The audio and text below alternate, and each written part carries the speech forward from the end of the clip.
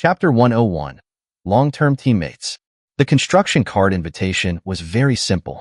One just needed to click Use and send it to the invitee, who then only had to click Confirm. Suyu looked at the card in her hand, and as soon as she held it, a prompt popped up. Accept invitation? She didn't hesitate and clicked Confirm. In an instant, everything on the island transformed into fluttering cards that slowly drifted down to her feet. The 100-square-meter island reverted to its most primitive state, shrinking back to the 4-square-meter islet it was when she first arrived in this world. Teleport immediately? Another prompt popped up, but Suyu temporarily ignored it. Instead, she bent down and began picking up the cards on the ground. Foundation card, 102 square meters increases island area by 102 square meters after use. Remaining time, 12 hours. Tool card, fireplace. Everything on the island had transformed into cards at this moment, and unlike newly obtained cards, these had a time limit. The most outrageous thing was that the use options on all these cards were grayed out, meaning they could only be used on Ling's island now. There was no turning back. After collecting all the cards, Suyu glanced around. There was nothing left here. She clicked Agree, and in the next second, a sensation similar to when she first transmigrated to the survival island washed over her. The surrounding scenery instantly changed. On the other side, Ling saw a flash of white light suddenly appear on her island, and then Suyu, dressed in shorts and a sports bra, appeared before her. Ling's eyelids twitched. You could at least put on some clothes before coming over. Ah!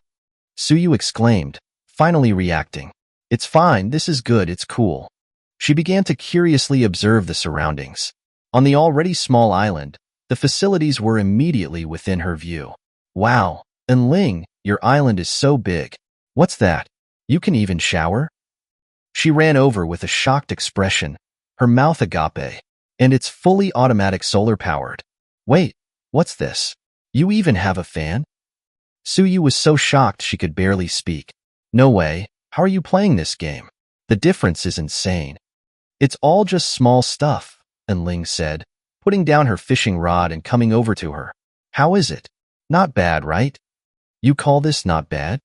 Suyu frowned, a huge question mark appearing on her face.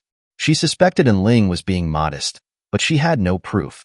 When she saw the luxurious tent behind the small cabin, her heart skipped a beat. She tentatively asked, Ling, is this tent for me? Huh. Ling turned to look and immediately laughed. How could that be? I just picked it up. I don't even know what I'm going to do with it yet. Of course, you'll live in the cabin with me. Picked it up? Where? I'll go pick one up too. Suyu chuckled. All right, let's go tidy things up quickly. It's too hot outside. As she spoke, Ling actively placed the fan inside the cabin. From now on, you and I will be the joint owners of this island. At least, until we both die, it won't sink into the sea. What nonsense are you talking about? We'll definitely make this place better and better. At least for now, we'll be ahead of most survivors. After seeing Ling's progress, Suyu seemed to be filled with confidence. She took out her cards and began to organize her supplies. The island area expanded again, reaching 302 square meters.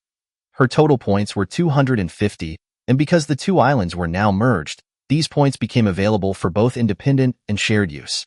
It was worth mentioning that the system had a special, humane way of handling duplicate special buildings. For example, with the location navigator and rafts, one could choose not to build them independently and instead reinforce the existing ones. However, the two didn't do this. Whether it was a wooden boat or a raft, these were tools for travel, and they couldn't just have one. They weren't children.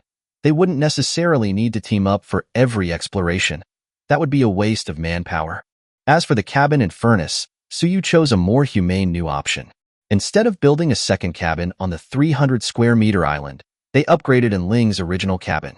The 40-square-meter cabin expanded again, now reaching 60 square meters. It was more than enough for two people to sleep and live in. The same went for the furnace.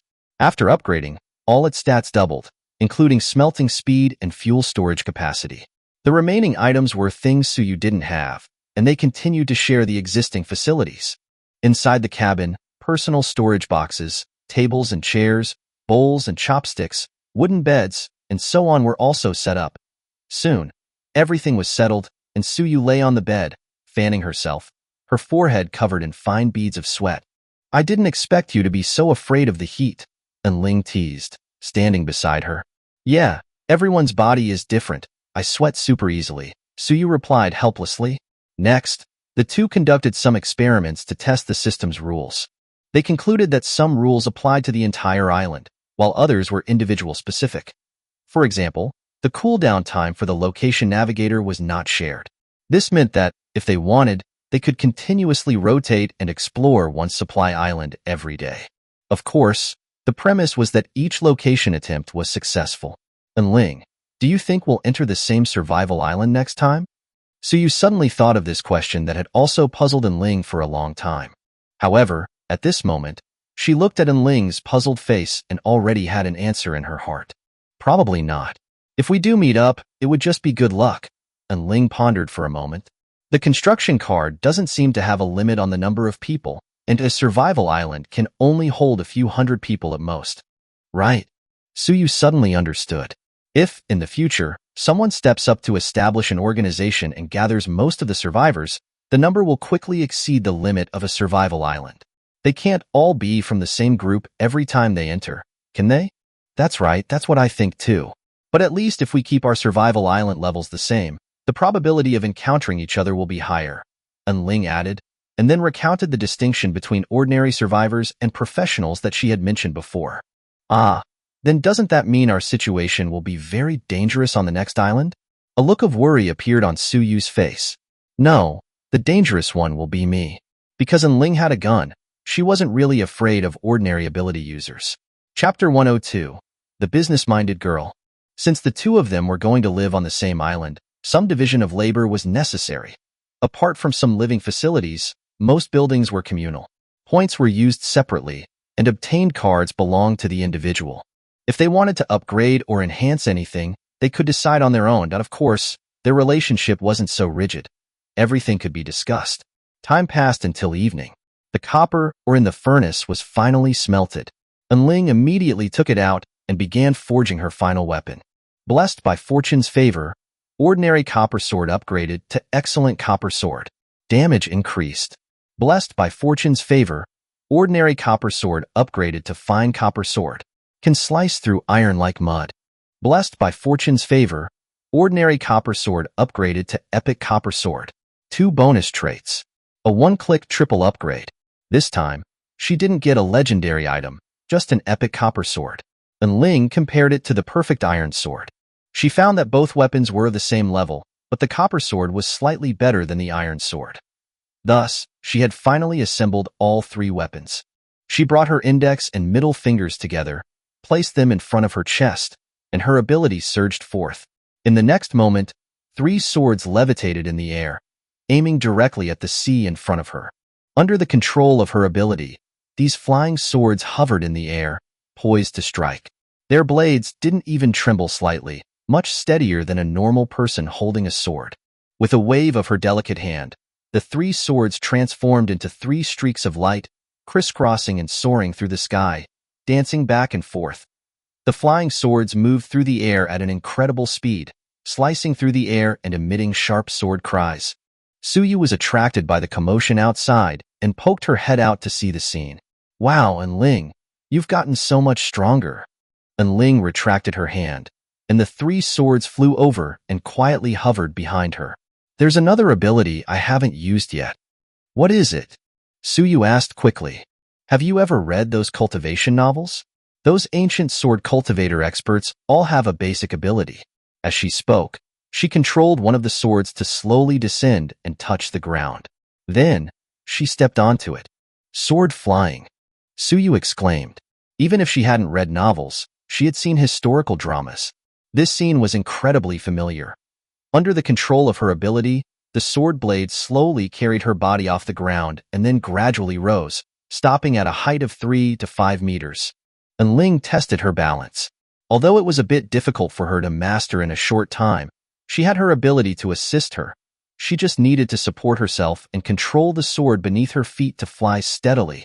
Thinking this, she immediately started practicing. At this moment, Ling actually started flying on a sword. Wow, Ling, your profession is sword immortal. Suyu was stunned below.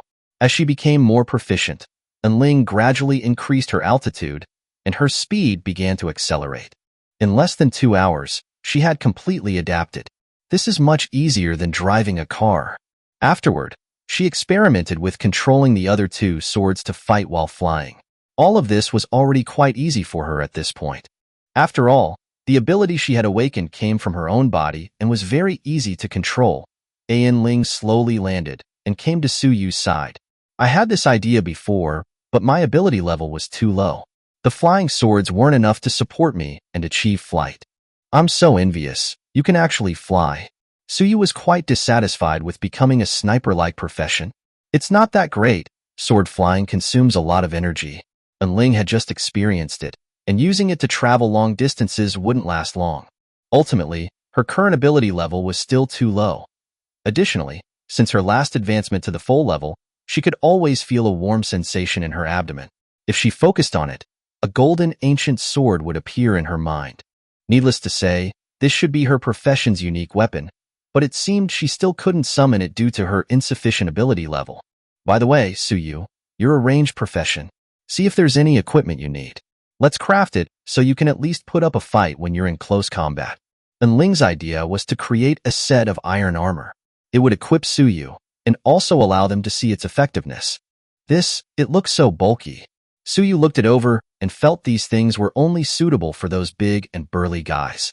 A slender person couldn't handle it at all, let alone a girl like her. That's true. Wearing it might actually make your combat power worse than before, and it would also affect your running speed. And Ling mumbled. She couldn't help but complain. Why isn't there armor specifically designed for girls? Then let's find materials to make a bow. Arrows are easy to make, and we don't have to worry about wasting them. And Ling suggested, and Suyu nodded in agreement. They immediately started dividing the tasks. One person was responsible for trading, while the other made dinner. On the sea, a wooden boat was anchored and stationary. Although it was called a small wooden boat, it was much more luxurious than in Ling's.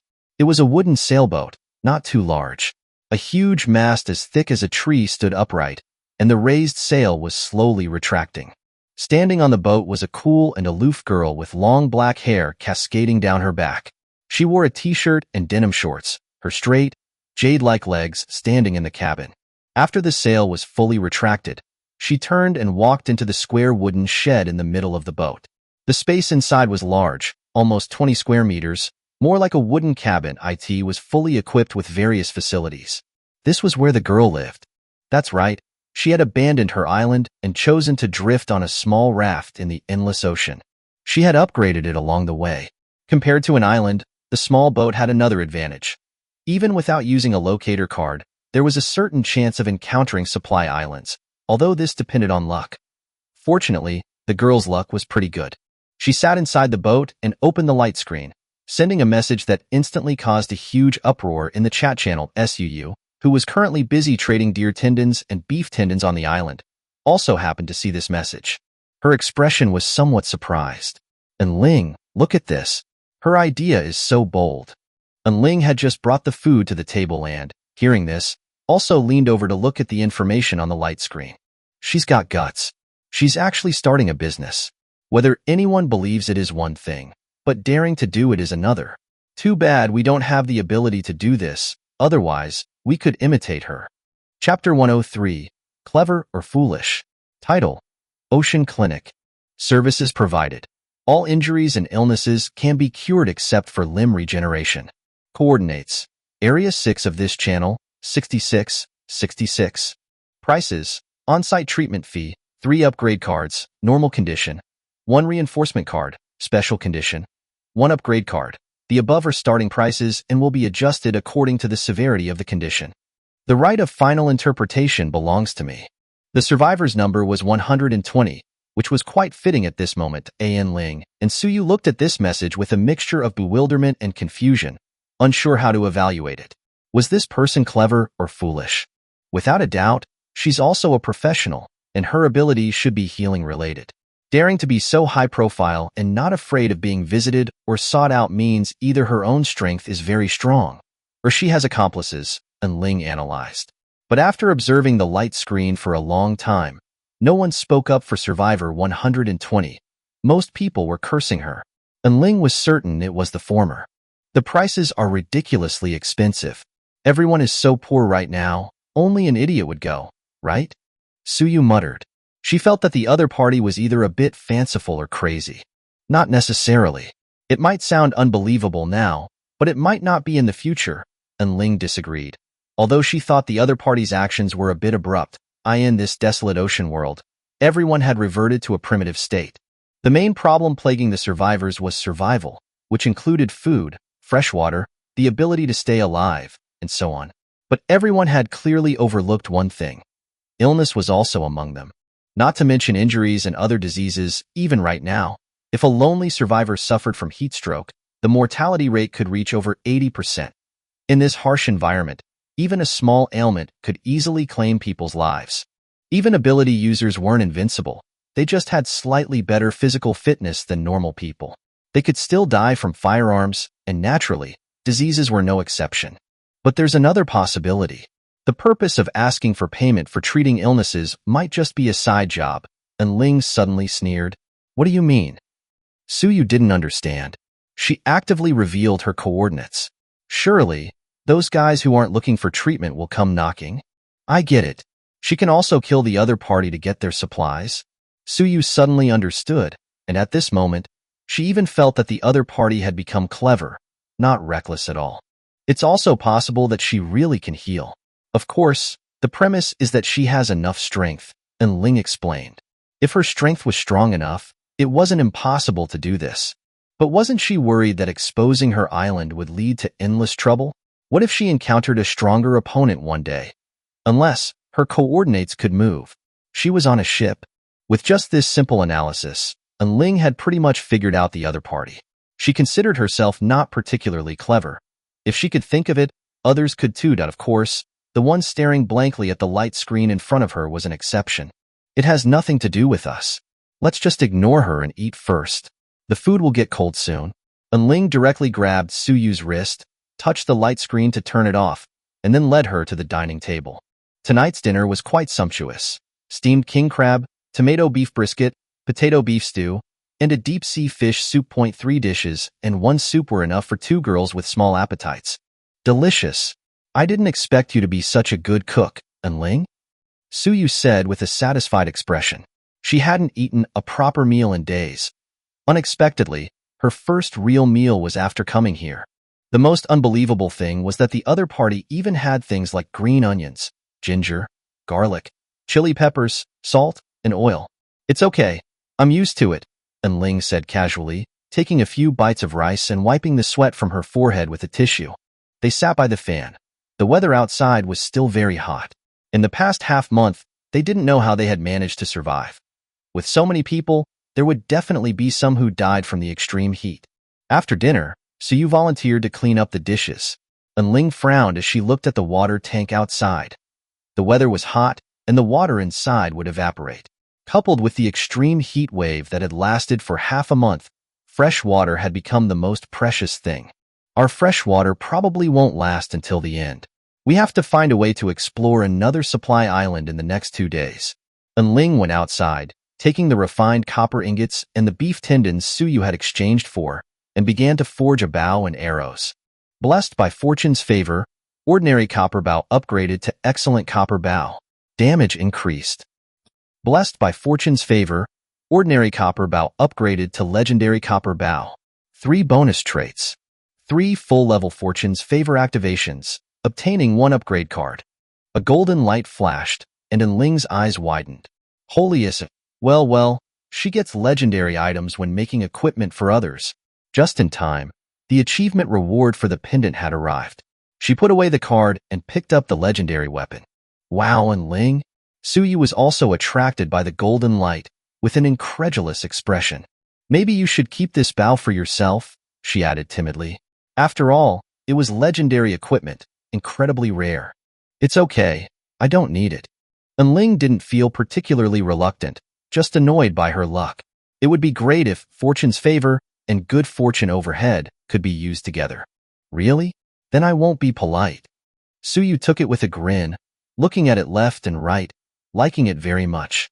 This was the first time she had come into contact with legendary equipment. Moreover, for copper weapons, it was already top-tier equipment at this stage. And Ling, look, it even unlocked a lot of arrowheads. Suyu immediately zoomed in on the light screen and leaned close to her. It displayed various arrowheads, so many that it was almost dizzying. The most common were wooden arrows, with no bonuses.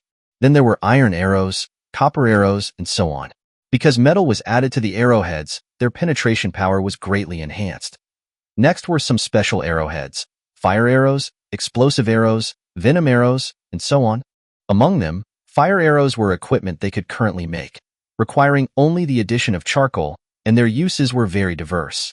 As for the latter two types of arrowheads, they required gunpowder and the eggs of some kind of insect, respectively, things Ling hadn't come into contact with yet. Fire arrows are good. Let's make a few extras as backup, Ling suggested. Suyu already had a profession bonus, so even the power of wooden arrows she shot was comparable to ordinary iron arrows. Chapter 104, Wild Imaginings. Okay, I was thinking the same thing, Suyu nodded. Arrows, being practically disposable consumables, didn't have levels, so there was no need for Ling to craft them herself. She sat on the bed, opened the light screen, and sent a private message to Qin Xiao. Do you know how the channel areas are divided? Qin, upgrade your location navigator and it will show. A channel is divided into 10 areas. Within each area, the coordinates displayed by all location navigators are universal. Thanks, I actually never upgraded that thing. Qin, you're welcome. Closing the light screen, she turned to Suyu. Do you have any reinforcement cards left? I have one left. You suggested I keep one as a backup last time. So I did, Suyu said, taking the card from her backpack and handing it to Ling. After receiving the card, Ling immediately went to the edge of the island, boarded her small boat, and used the card under Suyu's puzzled gaze. Instantly, the location navigator was reinforced. It didn't look much different from before, only the green screen in the middle was a bit larger. The radar detection range was wider, and a new function was added, automatically detecting all islands within a 10-kilometer radius, including construction islands. In addition, manual input of coordinates for positioning was also possible. The functions were much more convenient than before. There was a line of small text in the upper right corner of the screen. Ling looked closely. Current coordinates: Channel 666, Area 6, midnight. This is Area 6. Ling hadn't expected it to be such a coincidence, being in the same area as Survivor 120. What do these coordinates mean? Suyu asked, puzzled.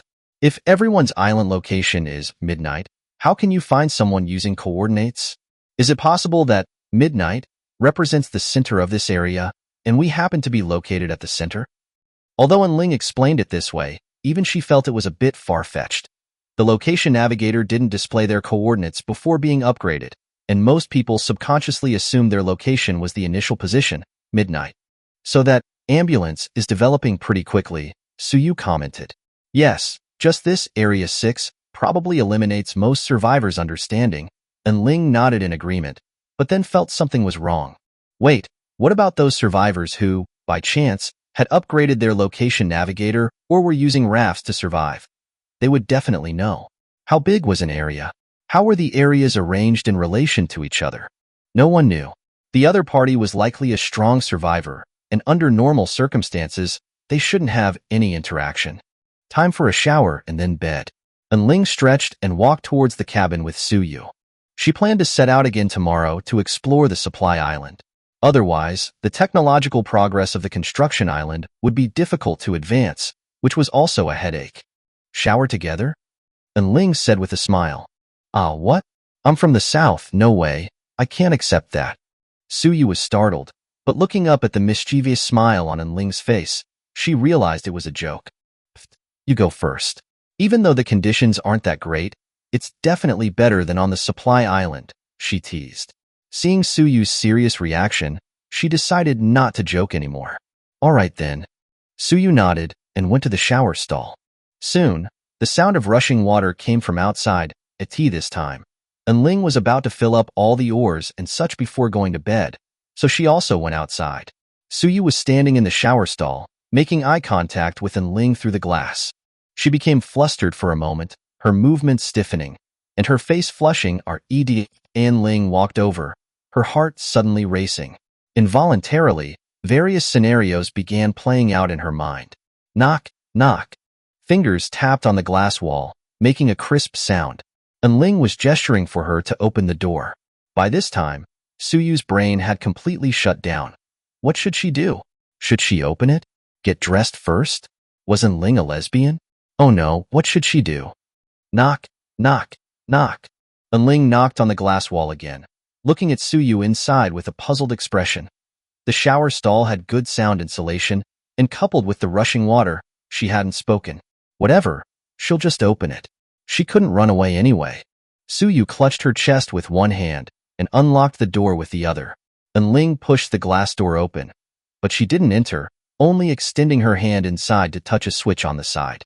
Instantly, the surrounding glass doors became translucent and frosted, no longer transparent. You're so strange. You said you were shy, but you didn't even know to close the glass. And Ling rolled her eyes and left. Suyu was speechless, not knowing how to explain. She couldn't say that she didn't know about this function and had just imagined a whole Yuri love story. Could she? Phew. She let out a sigh of relief and rubbed her cheeks vigorously with both hands. Suyu, what on earth are you thinking about? Soon, she got dressed and walked in, looking uncomfortable, then sat on the bed without saying a word. Finished washing up? Yes, you go ahead. Suyu nodded obediently. Compared to her, and Ling was much bolder, directly taking off her clothes in the room. She was wearing a sailor uniform, while Suyu had on sports attire, which was definitely different. And Ling, why aren't you wearing? Suyu started to say, surprised by Ling's larger, huh? And Ling looked puzzled. In this heat, only a fool would wear anything. Getting sweaty is so uncomfortable. Well, that's true. After all, not all clothes were suitable for wearing underneath. Suyu shook off the chaotic thoughts in her head and lay down on the bed, ready to rest. Soon, Ling came in with a towel wrapped around her hair and stood beside her. You're sleeping here? Huh? Is there a problem? She looked puzzled. Their beds were on opposite sides of the room, one north and one south. Move your bed next to mine. Ling felt that Suyu had suddenly become strange, but she couldn't put her finger on it. You want to sleep with me? Suyu blurted out, unsure if her brain had short-circuited. What the heck? What nonsense are you talking about? There's only one fan. Do you want to die of heat? Instantly mortified, she quickly got out of bed and stood up. So that's it. Chapter 105. Splitting Up. 6 hours later, at 5 a.m. Although the scorching sun still blazed overhead, indistinguishable from any other time of day, it was undoubtedly the start of a new day. Thanks to the fan, their sleep quality had slightly improved, at least ensuring they got enough rest. It's so humid. Suyu mumbled uncomfortably, reluctantly getting out of bed as Ling next to her was already preparing breakfast. We can't stay on the island any longer. We have to find a supply island. She mentioned that they couldn't let the weather stall the development of their construction island. Today's blessing was double happiness. Seeing this, Ling felt a little apprehensive. Blessings often corresponded to future developments, and gathering resources didn't receive any bonus from this one. This meant there was a high chance her location attempt would fail today. Breakfast was relatively simple: bread, sausages, and coffee. They sat facing each other, eating their food. It's already the third day, and there's nothing left to develop on the island. It's too limiting. The system doesn't want us to just hunker down on the island, and Ling sighed. It was truly troublesome. Despite her worried expression, she skillfully opened the light screen and exchanged for a location card. She just hoped this supply island wouldn't disappoint her. The fish in the sea have also decreased because of the weather, Suyu added. Last night, their fishing net hadn't caught a single fish, only useless garbage from the sea. Let's go. Time to set off. Ling stuffed the last bite of bread into her mouth and got up to leave the cabin, Suyu following close behind. Suddenly I thought, what if our home gets raided while we're both gone? That's the benefit of having a teammate, Ling said with a smile. Within 10 kilometers, it's within our line of sight. The probability of being discovered is very small, unless they get our locator, in which case the odds are about the same as winning the lottery. Besides, without killing the survivors, there was no way to destroy their island. What was on it? Just some food as for the large items like the furnace and shower. Even if someone wanted to take them, they couldn't. They couldn't let such a remote possibility hinder their development. If that were the case, lone wolves shouldn't bother developing either. Just stay home and guard their turf. That's true. Not everyone has teammates. Suyu nodded. I'll go first, since this thing isn't guaranteed to work. And Ling stepped forward with the location card, inserted it into the location navigator, and the green radar on the screen began to rotate, searching for nearby targets. Location successful. Supply island coordinates, 2962. A prompt popped up, and their faces instantly lit up with joy. It actually worked. Should we try the other one? She looked at Ling inquiringly, and Ling nodded. Suyu's vehicle was just a small wooden raft, with a bamboo pole in the middle acting as a makeshift mast and a piece of cloth serving as a sail. Although she could use the wind to move forward, there had been little wind on the sea since the heat wave began, so most of the time, she had to rely on paddling. She also put the location card into the raft's locator, and their eyes focused on the screen. Location successful. Supply island coordinates, 1815. Success again. Judging by the coordinates, this supply island shouldn't be too far, which is perfect. It was the first time Ling had seen such close coordinates. In that case, let's split up. Suyu jumped onto her small raft, picked up the paddle, and prepared to set off. Okay, pay attention to the time, be observant, and don't lose sight of the big picture for small gains. And Ling also jumped onto her boat, reminding Suyu. Got it. They sailed slowly in different directions, the island behind them gradually shrinking in their view until it finally disappeared completely. Ling's coordinates were much farther than Suyu's. It took her a full 4 hours to finally see the supply island in sight. During the 4-hour journey, she hadn't seen any other islands, let alone survivors. This showed how slim the chances of encountering other people were. This supply island's terrain consisted mainly of grasslands and mountains, and its area was initially estimated to be comparable to the previous island. Ling routinely sailed around the island. This time, she didn't encounter any other survivors' boats. The last time had just been a coincidence. Why are there so many animals on the island? She casually docked the boat on the shore. The moment she stepped onto the island, a prompt popped up. Walking across the beach, her white sneakers stepped onto the grass, and a breath of fresh air greeted her. The island had abundant vegetation, completely purifying the fishy smell of the sea, making it refreshing. The environment here looked more like the African savanna. And Ling ventured deeper into the island, and this thought suddenly popped into her head. Roar!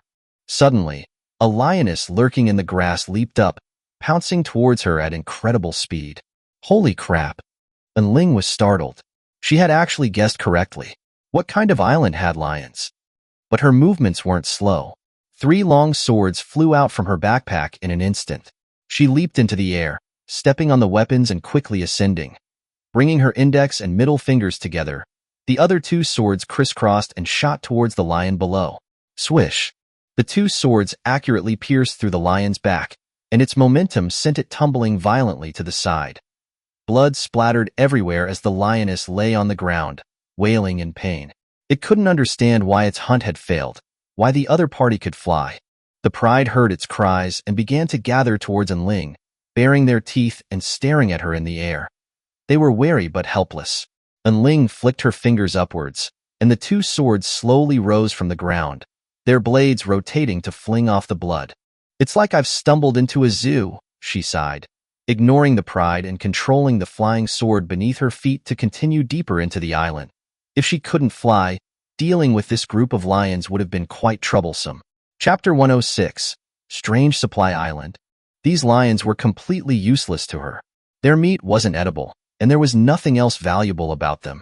Killing them would only waste her abilities and time. The pride of lions followed Ling across the grassland to the edge of the plains.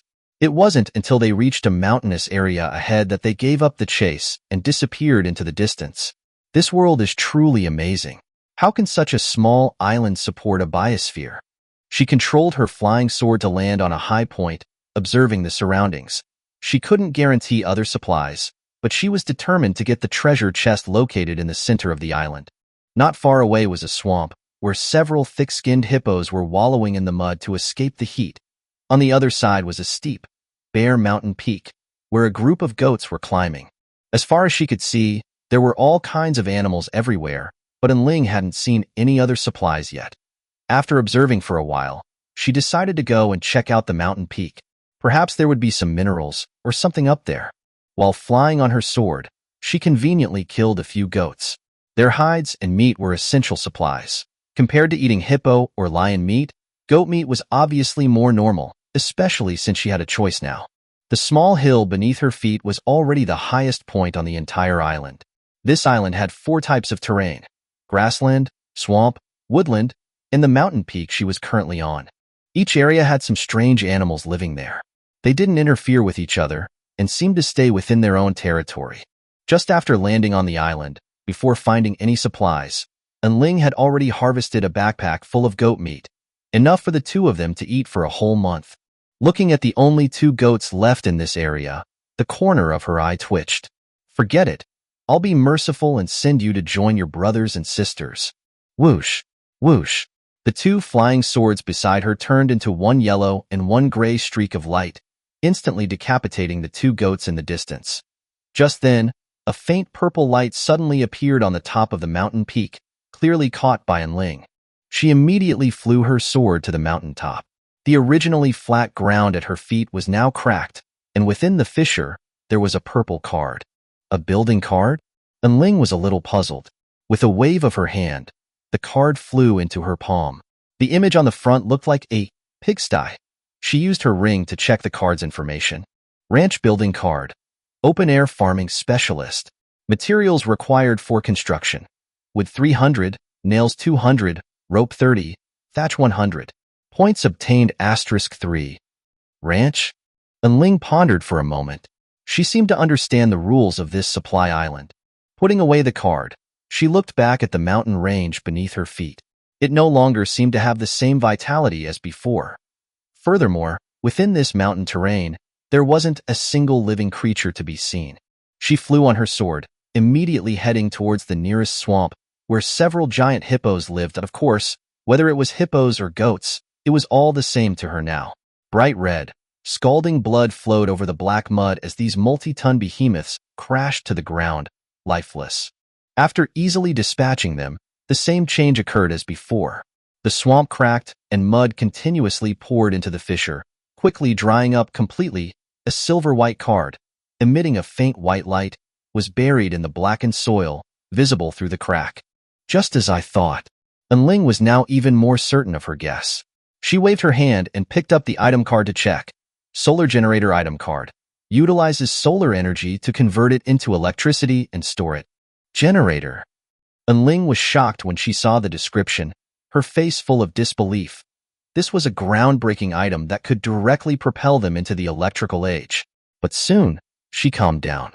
There were no electrically powered devices on the island, were there? Wasn't this just a cruel joke? Ling was happy. This was a huge harvest. She immediately put away the card and flew her sword to the woodland on the supply island. Living in this woodland was a group of gibbons. The trees were very tall, somewhat limiting her ability to fly on her sword. But fortunately, the lethality of these monkeys was limited, and they couldn't cause her much trouble. I'm doing this for the rewards, monkey brothers. Don't blame me. You'll die anyway when the island sinks, so whether you die sooner or later, it's all the same. Might as well help me out. Ling stood on a tree branch, controlling 3 flying swords to wreak havoc among the monkey group. One by one, corpses fell from the trees and crashed heavily to the ground. Before long, Ling had dealt with them all. As expected, in the center of the woodland, a blue light flashed. It was an enhancement card. After collecting the card, Ling decided it was time to deal with the lions. She brought along 2 gibbon corpses, intending to use them to lure out the pride. But unexpectedly, as soon as she reached the boundary between the woodland and the grassland, these gibbon corpses mysteriously decomposed, turning into a pile of meat chunks and blood. It didn't matter if they decomposed. The meat chunks would serve the same purpose. Ling used her ability to pick up 2 pieces and continue forward. The strange thing happened again. These pieces of meat continued to decompose until they disappeared completely. Interesting. She sneered and took out some goat meat she had previously butchered from her backpack, only to find that the situation was the same as with the gibbons. No wonder these animals didn't dare to leave their own territory. But storing the meat in her backpack seemed to prevent this from happening. How strange. Arriving at the grassland, the pride of lions had already dispersed and were lying in the grass to escape the heat. In addition to the lions, there were also some antelopes and zebras in the grassland. And Ling wasn't sure whether to kill them as well, because in the woodland just now, there were squirrels in addition to the gibbons, and they hadn't affected the appearance of the cards. But they were too small, unlike the zebras and antelopes, and she didn't like to kill indiscriminately. Just to be safe, she decided to start with the lions. Although lions were at the top of the food chain, the kings of beasts, they were far from a match for superpowers. And Ling flew in the air, able to effortlessly solo them all. This supply island only gave cards. It was really strange. If it were an ordinary survivor, they would probably only be able to get that sheep herd building card. Of course, at the same time, there would also be a high probability of dying here. Rewards and risks were always directly proportional. Although there were only animals on the island, there was no doubt that this current supply island was the most difficult one she had encountered so far. Chapter 107. Rich Rewards. The pride of lions was also quickly dealt with by Ling. They could only scatter and flee, but in the face of her incredibly fast flying swords, there was only one outcome. Blood stained the grassland, and a strong smell of blood permeated the air. The zebras and antelopes had long since been frightened and were huddled together at the edge of the terrain, trembling at this moment, and Ling, hovering in the air, must have seemed like a god of slaughter to them. It couldn't be helped. These animals were tied to the rewards on the island. The situation on the grassland was the same as in the other terrains. The ground in the middle suddenly cracked, and a red light flashed out. Upon seeing the red light, Ling was immediately overjoyed. She flew to the fissure and looked down. It was indeed an upgrade card. 4 terrains, each corresponding to 4 different cards. In the center of the island, there was a small circular clearing. The ground was made of smooth, flat stone, looking incredibly polished. This area bordered all 4 terrains, but didn't belong to any of them. It was as if a giant boulder was buried beneath the island. And Ling had already observed this place before. Other than its strange shape, there was nothing else special about it. However, now, after she had obtained the cards from the 4 major terrains, a treasure chest appeared on this circular platform at some unknown time.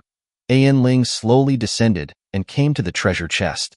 Unlike the treasure chests on other supply islands, this one didn't have a lock. With a gentle pull, she opened it, and inside lay a skill card. Without hesitation, Ling decisively used it, and her basic swordsmanship was upgraded to level 4. At this point, the exploration of this strange supply island was complete. From the time she landed on the island to now, a total of 4 hours had passed, about the same amount of time it took her to travel to the island. Ling tidied up and flew on her sword towards the sea. It was time to leave. The plastic buckets I brought today weren't used at all, she sighed. There was fresh water on the island, but it was very dirty, having been drunk by those animals, so it wasn't potable. As for minerals or anything like that, there were none at all. Soon, Ling arrived at her wooden boat, raised the anchor, and prepared to return. Speaking of which, this place should be quite close to that sea clinic. She looked at the coordinates on the locator and shook her head with a smile. The small boat moved slowly, gradually moving away from the supply island behind her.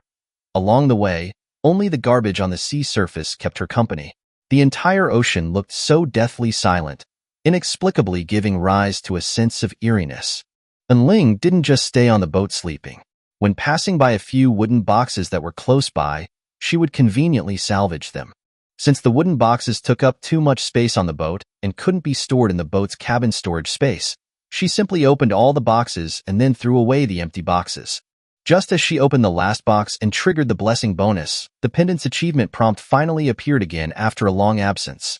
Triggered good things come in pairs 500 times, reward, 1 upgrade card. Another upgrade card, great. This trip to the supply island yielded a total of 5 cards. It was a huge profit. She could only hope that Suyu would be able to get fresh water and some other supplies. The return trip to the island was very smooth, except for the boredom of waiting along the way. The travel time back and forth took 8 hours, plus the time spent exploring the island, a total of 12 hours. It was already 7 o'clock in the evening, and Suyu still hadn't returned. The exploration time for the island was 1 day, which originally should have been about 12 hours, but since the sun never set, the exploration time was a full 24 hours. Therefore, to maximize profits, most people would leave the supply island right at the last moment. And Ling returned to the island, simply washed up, and then sent a message to Sue.Yue.an. How much longer until you're done? Sue, I estimate it will be a while longer. There are still 13 hours left, can't waste them. And then I won't wait for you for dinner. Sue, huh? You're back so soon? And yeah, my island was a little special, very simple. I got a few cards that are super awesome. You'll know when you get back. Sue, oh, okay. I'll keep working hard. Just after Ling closed the chat to prepare dinner, before she had even taken 2 steps, Sue sent another message. Sue, there's a group of Kuan Kuns here. We can enrich the menu. In Kuan Kuns? Sue, it's Chicken Bro. I'm his loyal fan. I heard that a few days ago he died on Survival Island because he couldn't get any food. So sad. And that guy who sings and dances? Sue, yes, it's him. So even you know about him. And Ling? Ahem. I'm getting off topic. What I mean is, we'll have chicken legs and wings to eat. Oh yeah, I also picked up a lot of eggs. And, great. Can you bring back a few hens? Sue, catching them alive is no problem. So you like to eat fresh ones, and Ling? And I have a ranch building card. We can breed them, and then we'll have a steady supply of eggs. Sue, I see. I understand. Do you want a rooster too? And no, the hatched chicks are too difficult to raise, a waste of time. The two ended the chat, and Ling's dinner was just about ready. After finishing dinner, she replanned the small island and then used the ranch building card and the generator item card. Although they couldn't use electricity yet, at least they could start storing it in advance. The ranch was placed to the left of the cabin, the same size as the cabin before it was enhanced, 40 square meters. This area would be used as a ranch in the future. As for the right side, the 2 greenhouse sheds were put together and would be used as a backup farm in the future. Once their development grew, the 2 could become self-sufficient, with no worries about food and drink. Currently, the main difference was the living environment. Ling didn't hesitate and used both an enhancement card and an upgrade card on the cabin. The 60 square meter cabin's area increased to 70 square meters after enhancement. After upgrading, the exposed red brick and cement of the exterior walls were all replaced with a layer of white putty, turning into clean white walls. Other than that, there were no other obvious changes to the exterior, but Ling obviously didn't believe that was all. She pushed open the door and walked into the room. As expected, the interior had changed. The original single-room layout was now partitioned in the middle. Simply put, it had become a 1-bedroom, 1 living room. She seemed to understand the future upgrade path for the cabin, but it had to be used in conjunction with enhancement cards. Otherwise, the cabin would sooner or later become a model. Dividing the area would only make it smaller and smaller, eventually making it uninhabitable. As for the last remaining upgrade card, Ling planned to save it to upgrade Suyu's small wooden raft. Okay, done. Time to sleep. Chapter 108, Farm and Ranch. Ling woke up promptly at 6 in the morning. Suyu still hadn't returned. It had been 11 hours since last night, so she should be back soon. She got out of bed and turned the pendant on her neck. Blessing pendant bonus received. Extremely lucky. No doubt about it. Right now, you are the luckiest of them all. Remaining time, 17 hours, 21 minutes, 21 seconds. Great. My most compatible blessing is finally back. After a quick wash-up, she added all the mineral resources to the list and then carried the fan to the pavilion to start the tedious task of fishing for supplies. It wasn't until 9 o'clock in the morning that Ling, while fishing for supplies, finally saw Suyu slowly returning in the distance. She looked dusty and travel-worn, her clothes a little dirty, with a few feathers clinging to her shoulder. 2 boxes rested on the raft, adding weight and making it more difficult for her to paddle. These must be the extra supplies that didn't fit in her backpack. Ling remembered that Suyu's backpack had also been upgraded and had spatial storage functionality. I'm back. From a distance, she saw Ling by the shore and waved to her. As the raft slowly approached the shore, she jumped onto the island, rubbing her sore shoulders. Looks like you had a good haul. Ling used her ability to help carry the boxes. She had to admit, Suyu's profession was truly applicable to various scenarios, very useful. I'm so tired. 1 day is not enough at all. She complained as she walked into the cabin with Ling. I upgraded and enhanced the cabin again. There's one upgrade card left. I'll give it to you to upgrade your raft. Here. Ling spoke before Suyu could ask, taking out the card and handing it to her. Ah, thank you. Suyu seemed pleasantly surprised. Upgrade cards were still quite rare. You're welcome. A craftsman must sharpen his tools if he is to do his work well. They then sorted out the supplies together.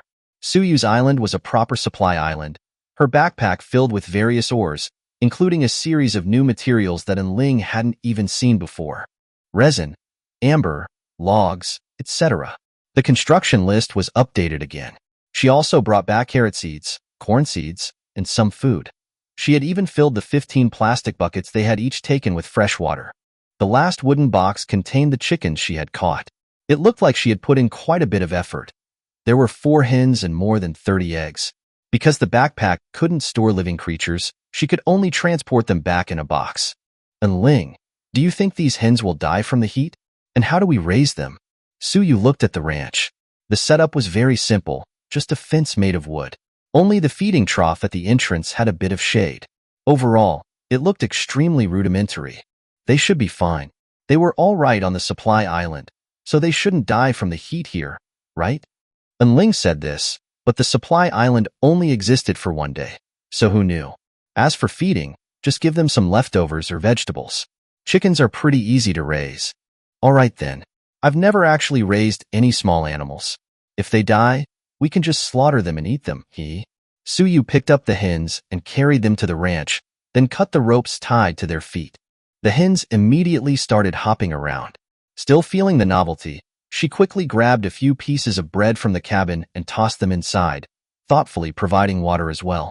And Ling wasn't idle either. She opened the crafting table's construction list, looking for the newly unlocked tools. Garden rake, essential for breaking ground and plowing. Materials, iron ingot *1, wood *1. Points awarded *1. Perfect. Now that they had seeds, they could start farming after crafting the tools. Ling had grown up in the countryside, so planting vegetables wasn't difficult for her. Plus, as an ability user, she didn't even need to exert much effort. They were busy all morning, and the island was showing signs of flourishing at noon. They sat down to eat together. Suyu had prepared lunch today. Although her cooking skills were a bit worse than Ling's, at least she wouldn't blow up the kitchen, which was already much better than most girls. By the way, did you find the skill card on the island? Ling suddenly asked. I did, but I used it since it's no use keeping it. I learned archery, and it's already level 2 now. Suyu answered truthfully. Ling was a bit puzzled. Does your profession need to learn archery? Of course. My profession has both active and passive aspects. Bows are simple, practical, and convenient, and they definitely won't be obsolete in the future. But the weapons my profession can use don't necessarily have to be bows and arrows. She explained that her weapon choices were actually quite diverse. Any ranged weapon would receive a bonus. Ling only briefly understood and didn't ask too many questions.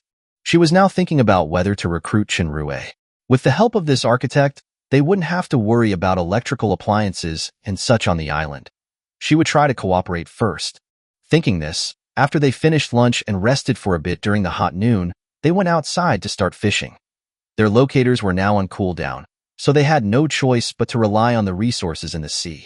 Sitting under the pavilion, they cast their fishing rods, chatting while fishing, making it less boring. During this time, Ling also discovered that Suyu's profession even provided a bonus for fishing rods. Every cast was incredibly accurate, not even requiring much aiming. Ling also used her ability to adjust the position of the hook in the air, which greatly improved her accuracy. Of course, for supplies that were closer, the hook wasn't needed at all.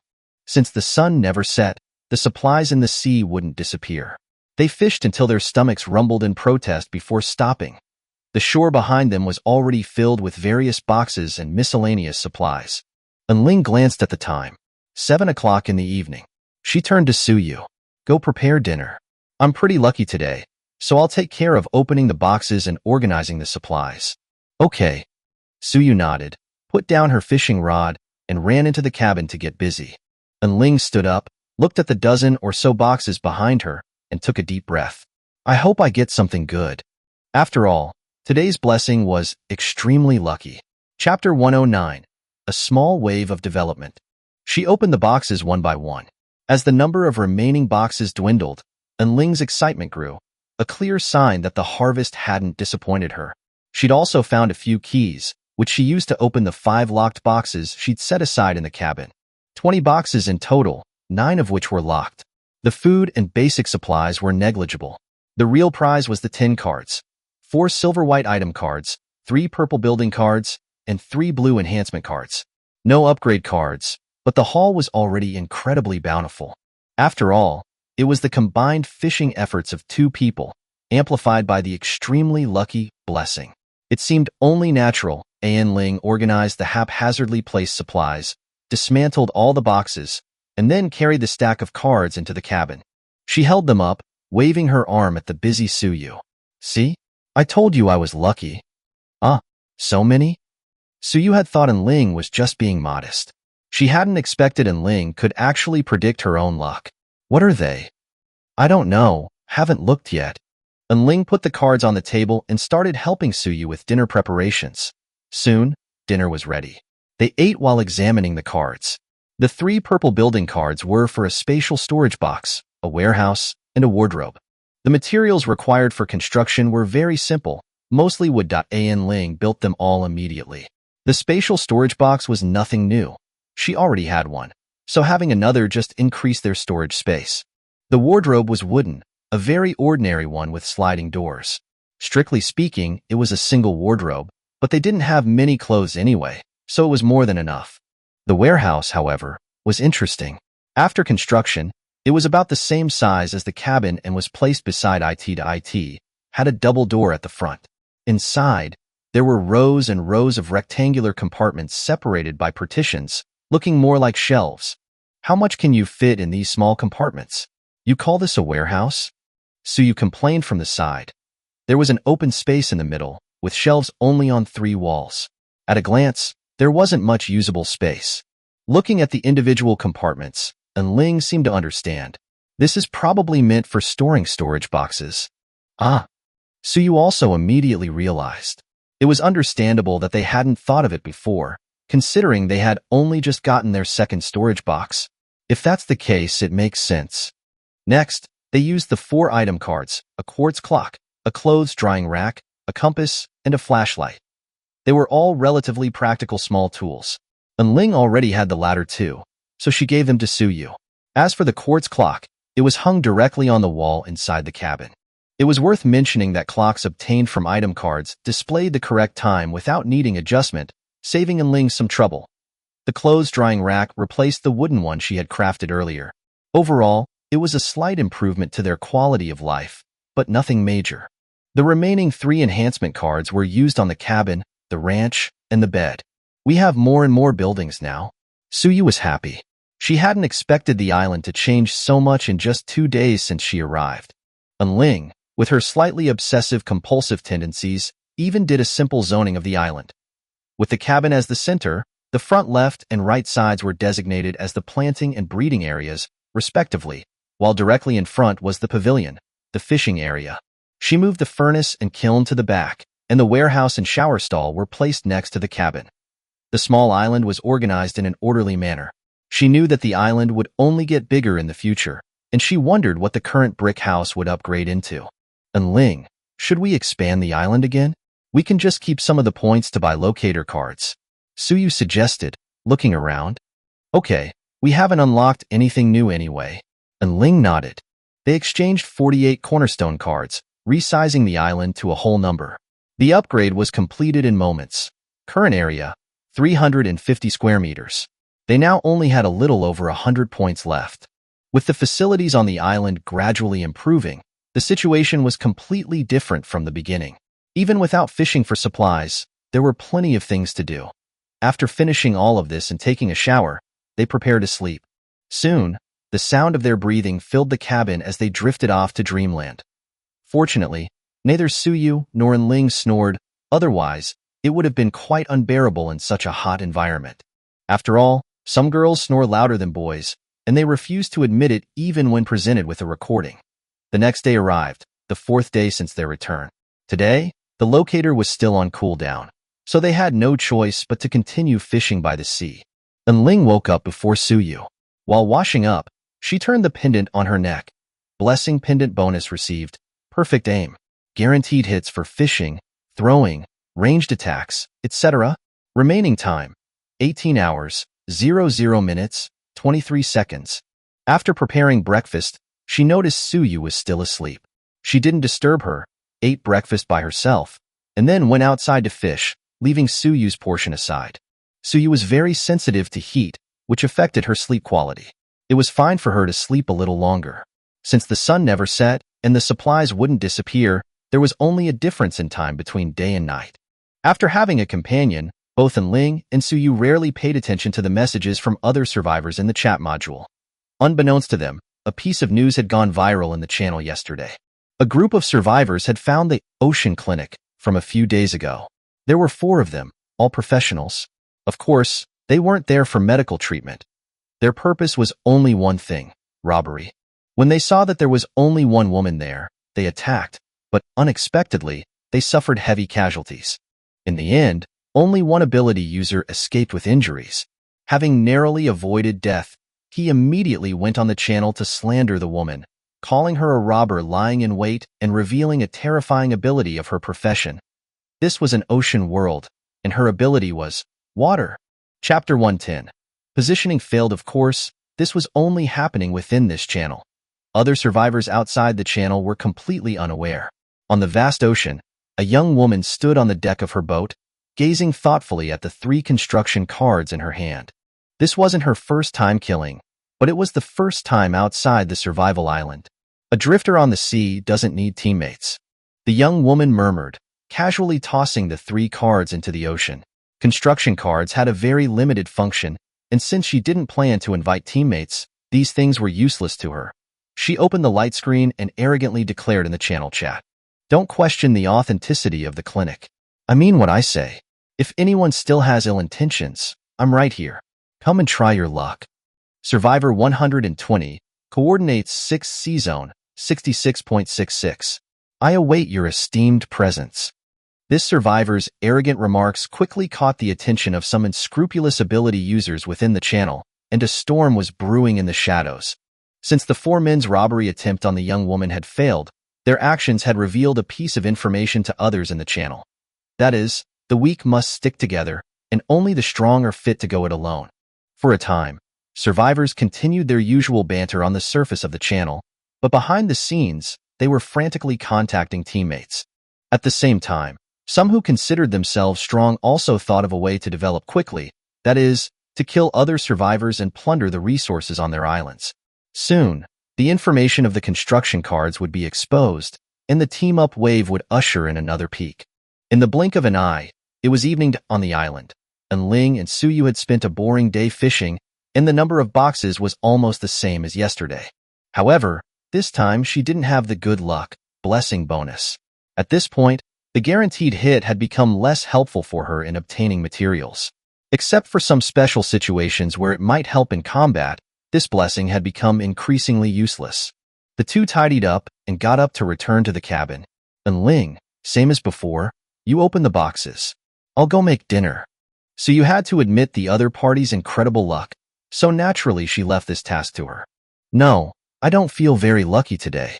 It's not suitable for opening boxes. I think we should keep them for when my luck is better. When Ling said this, Suyu, who had just taken 2 steps, stopped in her tracks, thinking she had misheard. Let's move these boxes aside first, and don't open them no matter what. The principle is like Schrodinger's cat, understand? Saying so, regardless of whether the other party agreed or not, she directly used her ability to move the boxes. This way, she couldn't even feel whether they contained cards or materials. Then when can we open them? Suyu asked doubtfully, following along. When my luck is good next time. And Ling replied, when will that be? I don't know, maybe tomorrow, maybe next month. And Ling even deliberately placed the boxes at the back of the wooden house. Since she had the blessing bonus, she had to think about how to maximize her benefits. This was also the reason why she prevented Suyu from touching the boxes. What if I feel my luck is good? Suyu found Ling very strange. Could luck really be felt? Your luck isn't good. She shook her head. Whatever. Suyu mumbled and ignored the boxes, returning to the cabin. After a simple dinner, the two planned to rest. There was no distinction between day and night here, so as long as they could get enough sleep, it was fine. The day, passed uneventfully. The next day, time, 5 o'clock. Ling woke up early. She had gone to bed early yesterday and had gotten enough rest. After washing up and having a simple breakfast, she activated today's blessing. Received blessing pendant bonus, heavenly fortune. Construction probability triggers random upgrade, golden legend, you deserve it. Remaining time, 18 hours, 40 minutes, 20 seconds, no way? She sighed, her expression slightly disappointed. She immediately exchanged for a positioning card and went to her small boat to use it. The radar pointer on the green screen moved at a constant speed, scanning the surrounding island information. After a full minute, a brief prompt popped up. Positioning failed. The 4 red characters were particularly eye-catching. Seeing this, Ling's heart remained calm. She had expected this. Since there was a possibility of this thing failing, she couldn't expect it to always succeed. This blessing is telling me to craft equipment. She muttered to herself, then turned and went to the back of the cabin. After filling the furnace with ore and fuel, she opened the construction panel.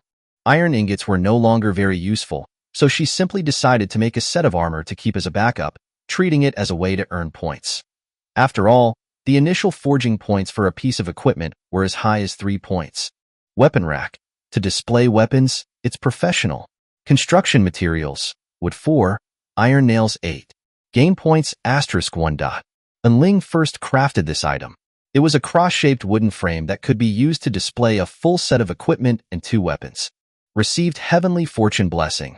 Ordinary iron helmet upgraded to excellent iron helmet. Defense increased. A breastplate, leg armor, deer hide cloak, iron sword, one-handed iron shield. A complete set, 6 pieces in total. The quality varied, but there wasn't a single golden legend. Seeing this, Ling smiled. She knew her chance had come. After placing the entire set of equipment on the weapon rack, she took a look. Not bad. It's like a general without a body standing here, very imposing. Ling moved them to the warehouse and arranged them. This equipment had provided her with a total of 17 points, with the cloak only providing 2. Then she took out the few remaining copper ingots, planning to make a sword. As her finger clicked on the crafting option, 4 prompts instantly popped up, and a golden light flashed, illuminating the corners of her upturned mouth. Received heavenly fortune blessing. Ordinary copper sword upgraded to excellent copper sword. Damage increased. I received heavenly fortune blessing. Ordinary copper sword upgraded to legendary copper sword. Characteristics +3. Indeed, good luck doesn't favor fools. She picked up the gleaming golden legendary weapon. Now she had all 3 copper swords, and although one was epic, it was enough to replace the iron sword in her hand. Chapter 111. Information leak. Suyu had also woken up by this time. After a simple breakfast, without Ling's reminder, she proactively exchanged for a locator card and chose to use it in front of her small boat. Ling stood not far away, gazing in that direction, waiting for the result of this positioning. Positioning successful. Coordinates, 19, 30. Great, it actually worked. Ling breathed a sigh of relief. Fortunately, Suyu wasn't unlucky, otherwise, 60 points would have been wasted. Huh. Suyu turned her head to look at the somewhat delighted Ling. Ling, you wouldn't happen to have failed in your positioning, would you? Ahem, don't I still have you? She was a little embarrassed. You know, when luck is good, it often comes at a price. That's true. Suyu turned her head and began to pack her luggage. The development of the sea island mainly relied on the supply of resources from resource islands, and it absolutely could not be given up. Ling watched as the other party sailed away in the small boat, and she began her own boring fishing. The giant sun in the sky hung overhead, motionless, as if eternally fixed there, with only time passing by second. The scorching temperature inexplicably brought about a feeling of heat and dryness. Sweat seeped from the skin, crazily dissipating body heat. Even so, the unbearable humidity and heat still tormented everyone incessantly. Some people had already given up, just like their original lives, hiding in their small huts to escape the heat. Resources were consumed daily, and only when absolutely necessary would these people venture out into the scorching sun to fish by the sea.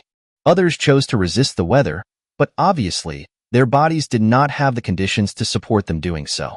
Subsequently, they suffered heat stroke and fainted on the island, and after prolonged exposure to the sun, gradually became dehydrated, dying silently without pain or anyone knowing. In every channel, people were decreasing every moment, but no one noticed this, or even if they did, it had nothing to do with them. For the first time, everyone experienced the cruelty of survival outside the survival island. Among them, only a small number of sensible people were still making efforts. They knew that the high sun was the first event, but it would definitely not be the last. If they gave up, they might as well jump into the sea, which would save them from torture. Ding dong. A prompt appeared on the light screen. Someone had sent a message, and Ling opened it to check. It was Qin Xiao. He truly regarded Ling as a teammate and would share information immediately every time he had news. It also happened that the two were not in the same channel, and the paths for obtaining information were also different. Qin, I learned about a brand new card, the construction card. And I know about this. You need to kill survivors to get it. Last time I explored a resource island, I landed on the same island as a guy. Qin, 2 survivors can still be located to the same island? And yeah, I killed him. Later, I encountered a resource island that only rewarded cards. It was very novel, and the resources were relatively abundant. Maybe it's also a matter of luck or something. Qin, I haven't encountered those, but our channel already knows about the construction card. Now this group of people is all heading out to sea to search for other people's construction islands, hoping to obtain construction cards and thereby recruit teammates. The number of people in the channel is decreasing sharply, and I'm afraid it won't be long before we reach the edge of merging.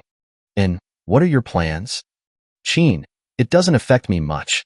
My sea beasts are enough to defend the island, and it won't affect me going out to sea. And our channel doesn't know yet, but I don't think we can keep it a secret for long. Just as Ling said this, a survivor in the channel leaked the news. He didn't say anything, he just shared his construction card. In an instant, the entire channel was in an uproar, causing a huge commotion. For him, sharing the news was a good thing. Only when the channel was in chaos could he gain greater benefits. This kind of person's mentality is to fear that the world will not be chaotic. At this moment, Ling was still sitting in a chair, fishing for supplies, and chatting leisurely with Qin Xiao. Ding dong. Ding dong. 2 messages popped up again. Suyu and Chenrue sent messages to her at the same time. Suyu was on her way out to sea, so she had been watching the chat to pass the time. She was a survivor who had migrated from another channel. As for Chenrue, he and Ling were originally in the same channel. Su and Ling quickly look at the channel chat. These people are crazy. Chen, sis, I didn't expect there to be such a thing as construction cards. Chenrue was a support profession and did not have much combat power himself. If he were discovered by other survivors, it would most likely be a dead end. And Ling only replied to the 2 of them that she knew, and then sent a message to Qin Xiao An. By the way, have you ever seen the profession architect? Qin, I've heard of it, but I haven't seen it. It's said to be a logistics profession with unlimited potential, and the number is very rare, comparable to a hidden profession. Some ambitious survivors will recruit an architect as a teammate. Why do you suddenly ask this? And remember the boy who was with me on the beginner island? Qin, I remember. The bookish nerd, very timid, without any masculinity. And he's an architect? Qin, what? Him? Qin, it seems that the old saying is true, you can't judge a book by its cover. Qin, you guys seem to have a good relationship, you can recruit him. Architects are not so easy to meet, and their role in the later stages surpasses all other professions. And Ling was stunned. She didn't expect the other party's evaluation to be so high. It seemed that this profession was publicly known, but in fact, it was no different from a hidden profession. If this was the case, if Chenrue unfortunately encountered other survivors, he might not be killed, but would instead be forced to become the other party's ally. She replied with a thank you and then cut off the conversation with the other party. It wasn't until the evening that Ling had dinner, took a shower, and was ready to rest. The time was 10 o'clock in the evening. The earliest Suyu would return would be tomorrow, so she simply stopped waiting for her. However, after a day of fermentation, the news of the construction card had caused quite a few survivors to start taking action. They upgraded their locators, expanded their search range, and set out to sea with all the valuable resources on the island. They attempted to find other survivors to obtain cards, thereby increasing the strength of their own team. Although the probability of being found was very small, there would always be a few unlucky people. Once these people began to form organizations, the probability of finding them would gradually increase. In the end, the survivors in the entire channel would be in complete chaos in order to form teams for self-protection. Chapter 112. The Teaming Up Wave. After all, everyone was teaming up to hunt other survivors to strengthen themselves. If you didn't team up, the only outcome was to be buried in the sea. If you wanted to survive, the situation would force you to make a choice. There was no way around it. After all, there were awakened among the professionals in this world existences that exceeded the norm. No one dared to say that they were definitely the strongest, because at any time, an awakened person with a higher level than you might appear and easily take you down. The next morning, Ling got up and first glanced at the clock hanging on the wall. It was 6:40. Then she turned to look at the bed behind her. Suyu still hadn't returned. It had been almost 24 hours since she left, and she should be back soon. She skillfully rotated the pendant on her neck, and this time a familiar yet unfamiliar pattern appeared. A small golden figure. Blessing pendant bonus received. Unyielding spirit, body may be destroyed, but the will shall endure forever. Increases all physical attributes. Remaining time, 17 hours 20 minutes 0 seconds. Unyielding spirit? Ling was startled. She hadn't randomly gotten this blessing for a long time. What puzzled her most was that this blessing was supposed to appear on the survival island, right? Why was it appearing here now? Ling guessed that it might be related to today's construction island. This was also good news, as it meant that her positioning would be successful today. But she had to wait for Suyu to return before making travel plans. The channel was a bit chaotic now, and it was best to leave one person to guard the island, at the same time. On a small island in the 6th Sea area, 7 survivors were gathered. Without exception, they all possessed abilities. The 7 were kneeling in front of a peach tree, each holding a wooden bowl, performing a sworn brotherhood ceremony. However, the bowls were not filled with wine, but water. Today, I, Sukuin, Zhangsan, Zhugang, Limi, hereby swear to be brothers, not seeking to be born in the same year, same month, and same day. But we seek to die in the same year, same month, and same day. Share blessings and face difficulties together. They raised the water in their bowls high and drank it in one gulp. With a bang, the wooden bowls were thrown to the ground. However, awkwardly, the bowls were made of wood and did not break. One of the bowls even bounced off the ground and fell into the sea. Big brother. Second brother. They cupped their hands to each other. The leader was the middle-aged man named Sukuin, about 40 years old, unkempt, not only greasy but also somewhat bald. And of course, they didn't just recognize him as their big brother because he was older. The important thing was his strength. Sukuin looked at the only woman among the 6, revealing what he considered to be a handsome smile. Third sister. Big brother, the woman responded with a smile. She was wearing a revealing crop top and ultra-short low-waist jeans. Not only could one see the smile line from behind, but one could also see the red Hayaka seal tattoo on her abdomen from the front. The roots of her white thighs were also exposed on both sides due to the ultra-short jeans, each with a Chinese character tattoo, one with the character gu, gur, and the other with the character da, their meaning unknown. Third sister, since you have recognized me as your big brother is now in trouble. Before Sukuin could finish speaking, he was interrupted by the woman. Big brother, what are you talking about? Your business is my business. I knew I hadn't misjudged you. Actually, it's not a big deal. It's just that I want the Azure Dragon to emerge. Sukuin couldn't help but laugh.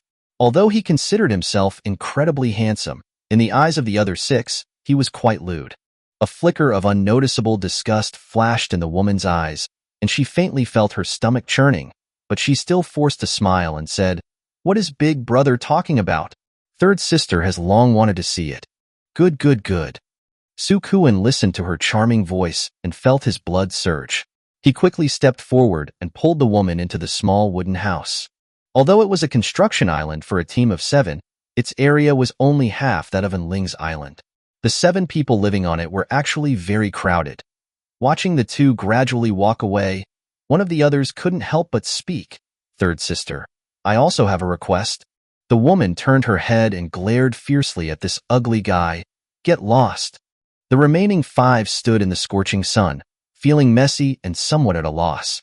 They had thought there would be a big battle, but in less than 3 minutes, the woman walked out with a disgusted look on her face. Upon seeing the 5, she immediately changed her expression. The battle was over in just 1 minute? What Azure Dragon? This is a loach, right? Third sister, look at me. Get lost. Bitch, pretending to be virtuous. The 5th brother cursed inwardly, but didn't dare to say it out loud, because he couldn't beat this woman. At this moment, Sukurin walked out somewhat awkwardly. The 5 immediately shut their mouths. However, one fool didn't understand the situation and started flattering him. Big brother is truly invincible and still full of vigor. After saying this, everyone looked at him with strange eyes. Sukuin had the urge to kill him, and the atmosphere became awkward for a moment. Boss, I heard that the owner of the Ocean Medical Clinic is a beauty. With the 7 of us, it should be very easy to take her down. Wouldn't she be ours then? No. Wouldn't Big Brother be able to play with her as he pleases?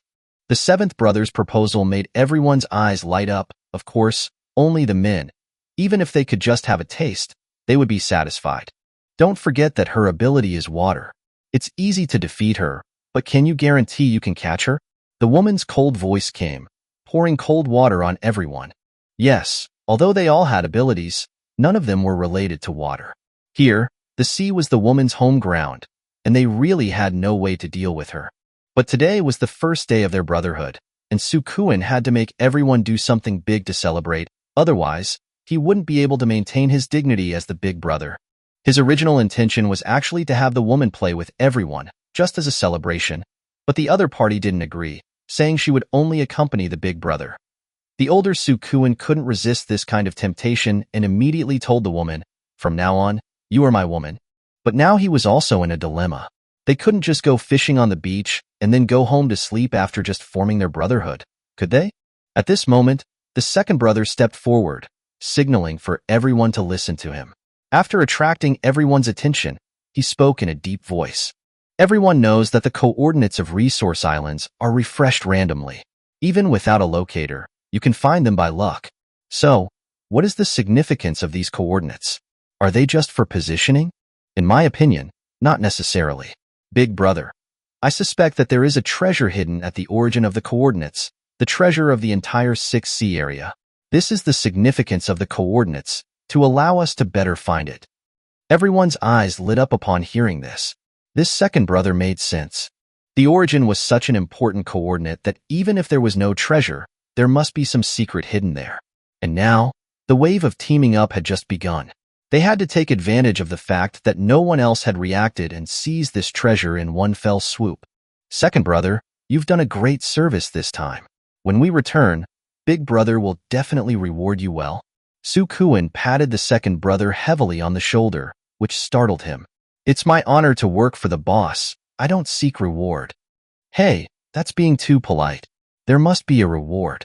I, as the big brother, am fair in rewards and punishments. Sukuin thought that the other party was just being polite and patted him again with a laugh. We shouldn't delay. Everyone, prepare yourselves and let's set off. We must get this treasure. Chapter 113. Trouble Comes Knocking. At this time, Suyu had also returned with a boat full of supplies, and Ling immediately went to meet her. The harvest this time was pretty good. Suyu was in a good mood. Although she was tired, having not rested for a whole day, it was worth it for these supplies. Freshwater, minerals, and food were secondary.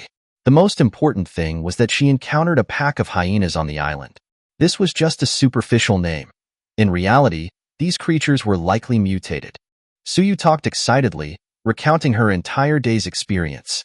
After killing the hyenas, in addition to the fixed reward skill card, she also received an upgrade card. Moreover, these hyenas were not categorized as ordinary creatures. Killing them actually granted experience points, a fact she only realized after her ability level increased. After listening to Suyu's account, Ling pondered slightly. The difficulty of the resource islands seems to be increasing? Maybe it's because we are ability users. These islands are difficult for ordinary people, but for ability users, they are only a bit troublesome. Suyu had also noticed this. After exploring only a few islands, the difficulty was already incomparable to the first resource island. As expected, the system was intentionally differentiating between ordinary people and ability users. After unloading the abundant supplies from the boat, Ling decisively exchanged for her locator card. The current situation is a bit turbulent. We have too many things on our island. From now on, one person needs to stay behind. Maybe one day these lunatics will find their way here. She reminded Suyu not to let her guard down after she left. I know. My ability level has increased now, and my attack range is almost 1,000 meters. If anyone dares to come, I'll send a rocket directly at them and bury them at the bottom of the sea before they even reach the island. Suyu felt that she was ridiculously strong now. On the sea, as long as they couldn't get close, she only needed to attack their vessel. There was no need to think about how to kill the people on board. It was incredibly simple for her. Good, I trust you, Ling said with a smile. After all, Suyu was the only hidden profession user. In her opinion, it should be on par with her own sword master profession. She came to her small boat, skillfully inserted the locator card, and waited quietly. But what came was, positioning failed. What? Ling exclaimed, forcefully suppressing her urge to curse. It actually failed again? Are you kidding me? My 30 points. Suyu was also speechless, not knowing how to comfort her. It's okay. Try again the day after tomorrow. She felt that Ling had such a big reaction because she believed the positioning would definitely succeed. On the other hand, she herself never held out much hope for each positioning, so she remained calm. Forget it. Then let's continue fishing for supplies today. Ling wasn't the type to rage pointlessly. After sighing, she returned to the island. The two sat under the pavilion, one on the left and one on the right, and started fishing. The boxes they harvested were piled behind the hut. The accumulating wooden boxes were almost forming a wall. Ling had decided that now that their supplies were dwindling, they couldn't gamble on whether the positioning would succeed. She would wait for the next great fortune and then hit the jackpot. Logically speaking, whether Suyu's positioning was successful or not also related to her own interests, so it should be considered part of her luck, right? Probably. Their luck hadn't been good these 2 days, so it was better to stay on the island honestly. But why is today's blessing unyielding spirit? Ling was puzzled, completely baffled. Ah, what are you muttering about? Suyu turned to look. Nothing. Could it be that you're feeling down because of the 2 positioning failures? No way. Time passed until noon. The two put away their fishing rods and prepared for lunch. The morning's harvest was unremarkable, just like usual. Suyu, Ling said suddenly, eating the mashed potatoes in her bowl. What were you doing 1 second before coming to this world? Ah. Suyu looked up at her, thinking, I remember it was evening self-study.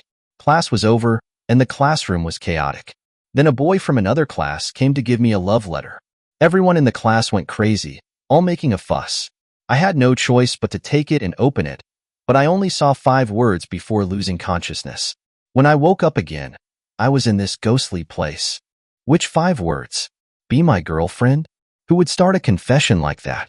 So cheesy. Ling's gossip senses tingled, and she immediately started digging for details. No, I felt it was more like a prank. He probably lost a game of truth or dare. Suyu shook her head, carefully recalling the details of that day. Those 5 words were, I want to do? I want to do? Do what? Ling almost burst out laughing. Seems like it really was a prank. Hey, is it that funny? Suyu pouted. By the way, what about you and Ling? Me. Now she was a little embarrassed. I was probably similar to you, but in action? Huh. Suyu didn't understand what she meant and wanted to continue asking, but Ling had just finished eating and quickly stood up to leave. But her gaze fell on the window, and she suddenly froze. In the distance on the horizon, was that a ship? She couldn't see clearly, so she immediately picked up the binoculars and looked out through the window, AT this time. Suyu also noticed Ling's unusual behavior and looked out the window as well. 1, 2. A total of 3 wooden boats, with 7 people on them. Their target was obvious. They were coming straight for their island. Looks like someone's coming to make trouble. Ling put down the binoculars, beckoned with her finger, and the 3 swords in the corner flew over. Hovering behind her, Suyu also took out her weapon and stood up, ready for battle. Chapter 114. Clash.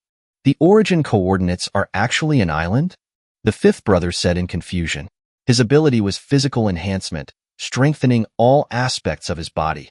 Simply put, he had the speed of a leopard, the strength of a bear, the eyes of an eagle. He clearly saw the island in the distance, and everyone else also cast puzzled glances. No treasure? This island is huge, more than twice the size of ours.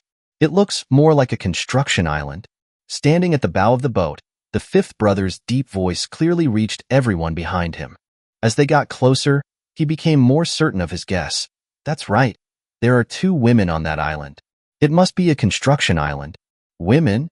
Everyone's eyes lit up except for the third sister. It seemed this trip wasn't in vain after all. But they clearly had other concerns. Fifth brother. Are you sure there are only 2 women on the island?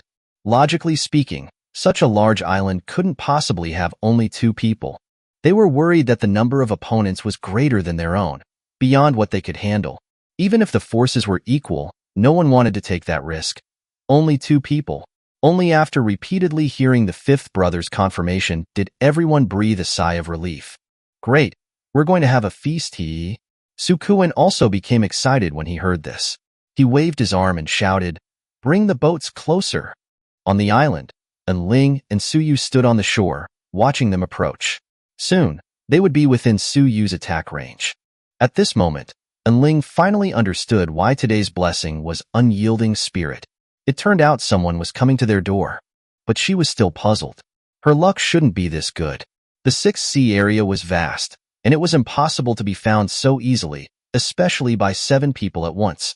Perhaps it was a coincidence. A flaming arrow was slowly knocked. The bowstring taut, Suyu had already aimed at them. Whoosh! As the arrow left the string, the battle began. An orange streak of light flashed past, like a straight ray, flying straight towards the enemy ships. The fifth brother, standing at the bow, immediately jumped down and hid in the cabin. He had no ranged attack methods, and of course, everyone else was also flesh and blood. Just the opponent's probing attack exposed the weakness of this newly formed 7-person team. Almost everyone instinctively dodged into the boat, without any coordination, their first thought being self-preservation. Crack! The immense power of the arrow actually pierced through the hull. In an instant, the resin it carried exploded, coating the entire ship. By the time they reacted, the fire on the ship was already out of control. It was too late to use seawater to extinguish it, not to mention that the opponent wouldn't give them the chance. Whoosh, whoosh, whoosh. In the few seconds they were stunned, several more rockets flew over, giving them no chance to breathe. For a moment, everyone was in chaos. Were they going to sink into the sea before even getting close to the other side? At this time, the smartest of the 7, the second brother, was the first to react and come up with a solution. At this time, someone had to step up and direct everyone to cooperate. Third sister, deflect those arrows, he shouted. The woman couldn't refuse when she heard this and immediately stepped forward. She activated her ability, and an invisible wind field appeared in front of her, disrupting the trajectory of the arrows and successfully causing them to fall into the sea. But the woman's ability could only cover the boat she was on. The other 2 boats weren't so lucky. Rockets flew over, piercing through the hulls. The splashing liquid resin was like gasoline, quickly covering every corner. The fire on the 2 boats rapidly intensified. Single-file line formation. We'll take the lead. You guys hide behind and quickly extinguish the fire, the second brother shouted, while speeding up the rowing, quickly moving ahead of the other 2 boats. The 4th and 7th brothers also took the opportunity to row their boat behind the second brothers. The rest of them began to quickly extinguish the flames on their boat. These rockets posed no threat to them, but their mutual distrust had made them look pathetic. With the single-file line formation in place, the third sister at the front was responsible for blocking the incoming arrows. Now these attacks posed no threat to them. The island was close at hand. They were about to land. That woman with the bow is likely an ability user. These arrows are too powerful. They're not something an ordinary person can shoot. I can only barely change their direction. The woman warned everyone that the archer shouldn't be underestimated. She was confident she could deflect ordinary arrows directly or make them fall vertically into the sea. But facing the opponent's arrows, she could only barely alter their trajectory, making them miss the boat beneath her feet. On the island, Suyu put down her bow and arrows. Her attacks were ineffective, and there was no need to waste any more energy. And Ling glanced at her. She nodded slowly and began to retreat, simultaneously taking out her compound crossbow. Compared to the bow and arrows, this thing was more powerful and had a faster firing rate. 3 swords were thrust into the ground, sinking 3 inches deep, and Ling stood still, watching them slowly approach. When they were only 100 meters away, Su Kuan stood up from the cabin, and the woman proactively made way for him. Everyone's eyes were filled with anticipation. They knew that their newly recognized big brother was about to make his move. Su Kuan's eyes emitted a scarlet light. His muscles bulged, ripping his clothes. Blue veins were clearly visible, black sharp claws grew from his hands. The skin on his back split open, and a pair of black fleshy wings unfolded. His legs suddenly gathered strength, and then in an instant, he launched himself into the air, flapping his wings as he swooped towards Ling on the island. The second brother below also sped up his rowing. Although they believed their big brother could handle the opponent alone, if they didn't contribute and show their worth now, they wouldn't even get a taste of the spoils later. Ling crossed her arms, lifted her foot, and flicked up the middle copper sword in front of her. Then she swiftly turned, executing a clean roundhouse kick, her right foot hitting the hilt hard. In the next second, the copper sword shot out like a cannonball. All everyone could see was a yellow streak of light. Thud. The sword accurately hit Su Kuan in midair, piercing through his chest. His pupils constricted, his face full of disbelief. The copper sword vibrated, flipping and spinning upwards. In an instant, it sliced his body in half. Chapter 115. A Bountiful Harvest. The corpse, split in 2, tumbled downwards, finally splashing into the sea, creating 2 brief bursts of white water. Silence. A deathly silence fell over the scene. Even Suyu behind Ling was stunned. She hadn't expected Ling to become so powerful in just a few days. On the boats, the remaining 6 were completely dumbfounded. Their strongest member, their big brother, had just been, Miaosha, instantly killed. Thump. The sound of a boat colliding with the edge of the island broke the silence, snapping the 6 back to reality. The second brother, now in charge, almost instinctively tried to turn the boat around and escape. Splash, splash. The oars stirred the water, but no matter how hard he tried, the boat remained stubbornly in place, refusing to budge. It was as if an invisible force was holding the vessels captive. The other boats were the same. Panic gripped everyone. Only the second brother forced himself to remain calm. It's her doing. Attack together. But his calls were met with inaction. Staring at the blood-stained water where the corpse floated, everyone was paralyzed by fear. You bunch of idiots. Attack. Do you want to die? The second brother was furious, looking at his useless companions. He knew the power disparity was immense. Their initial intentions were exposed, so the opponent would never accept their surrender or negotiate. Their only chance for survival lay in a desperate, last-ditch counterattack. Yet, these fools couldn't even grasp that. Had they all become ability users through sheer luck? Whoosh! A sword descended from the sky, landing beside Ling. She calmly observed the 6 before her. Her hesitation to kill them wasn't for show. Learning from her past experience, she intended to exploit the situation to the fullest. Just then, the second brother suddenly lunged, a throwing knife aimed directly at Ling's face. But such a paltry trick was useless against her. The knife stopped midair, then reversed its course, flying back even faster than before. Thud. The sharp blade easily pierced through his skull. The second brother's eyes widened in shock before he slumped back into the sea. Only then did they understand. She could control not just her swords, but any object.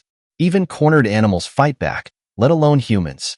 Knowing there was no escape, the remaining 5 finally reacted, launching a desperate counterattack. Adrenaline surged through them, overriding their fear.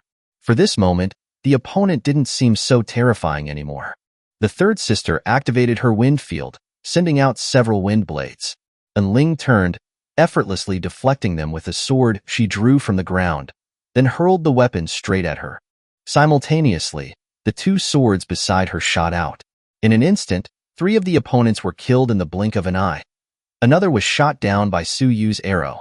In less than 5 seconds, their desperate counterattack was over, leaving only one person left.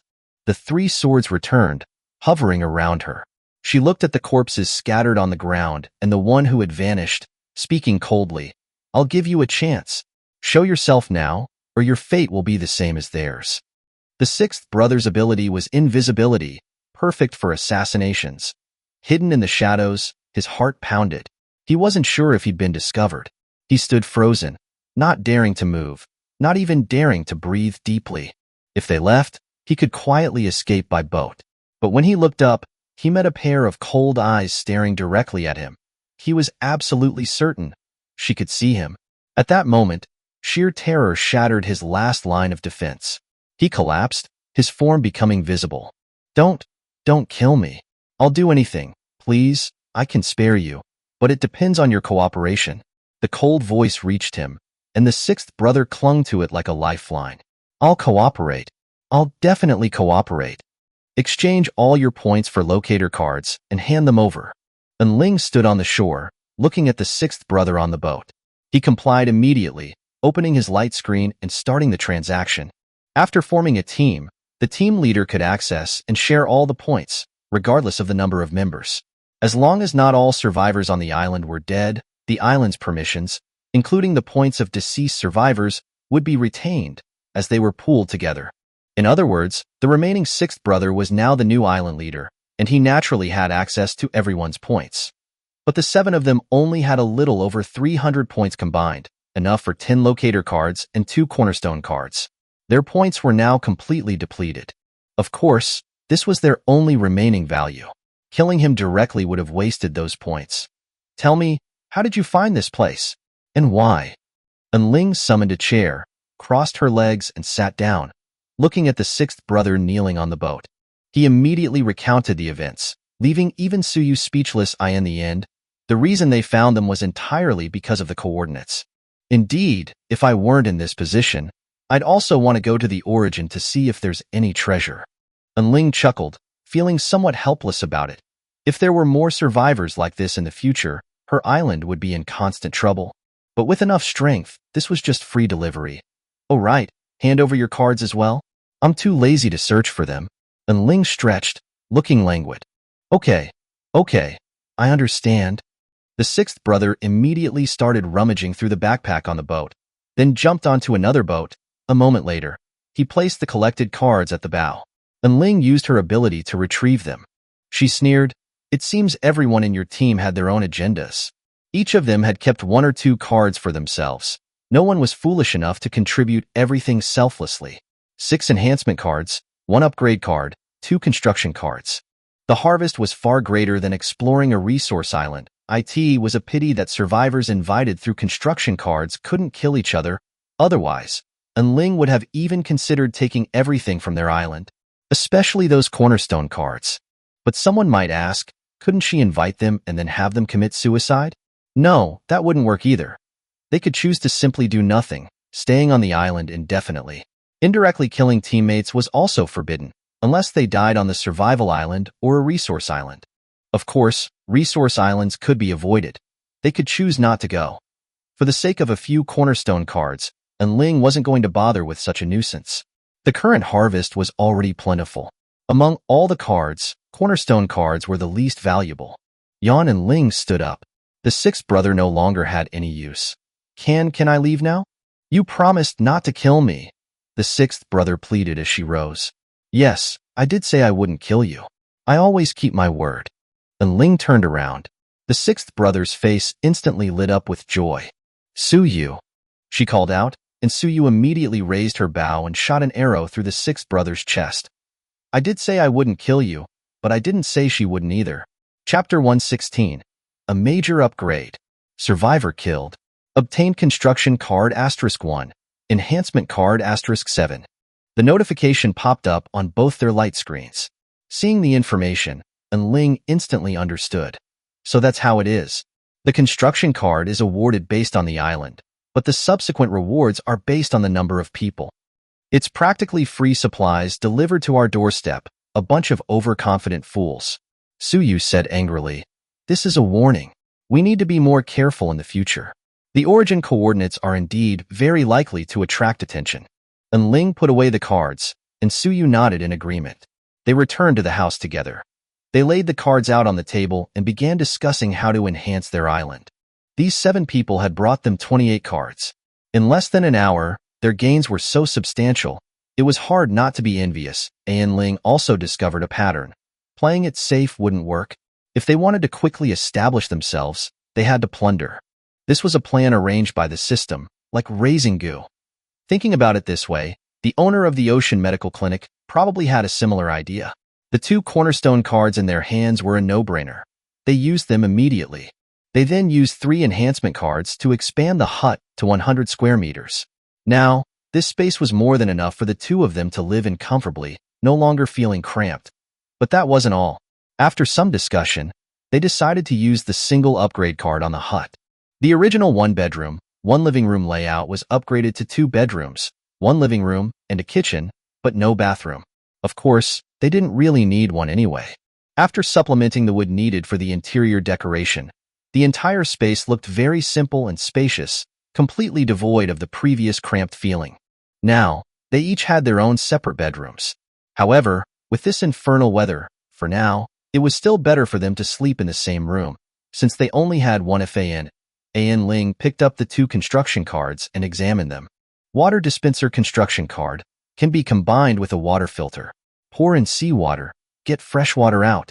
Required materials, plastic *30, iron nails *8, wood *10, copper ingot *1.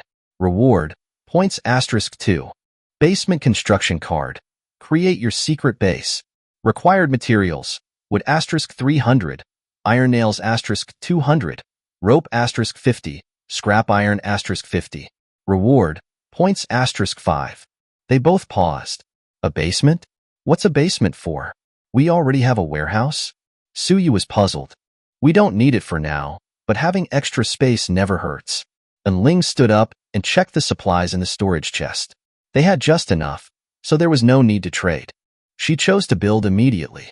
As the card in her hand disappeared, a downward staircase appeared on the brick wall opposite the main entrance of the hut, right next to the kitchen. Notification: the basement is now integrated with the house. No separate upgrades are required. Consume enhancement card *1 to bring the basement to the same level as the house. And Ling opened the door leading to the basement. The staircase was pitch black. Reaching the bottom, there was no door, allowing direct entry. Suyu followed behind, holding a flashlight and observing the surroundings. It was all wooden walls, looking incredibly fragile, as if they were about to collapse at any moment, supported only by 4 metal pillars in the corners. But since this was created by the system, such a thing wouldn't normally happen. The area here is less than 100 square meters, smaller than our house. And Ling estimated it to be around 70 or 80 square meters. Should we enhance it? Let's enhance it. It's just 1 card anyway.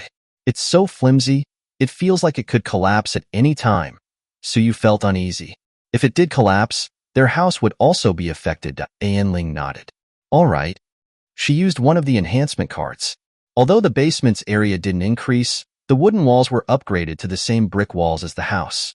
It looks much sturdier now. Luckily, it didn't require an upgrade card. Otherwise, I definitely would have chosen to upgrade the house directly.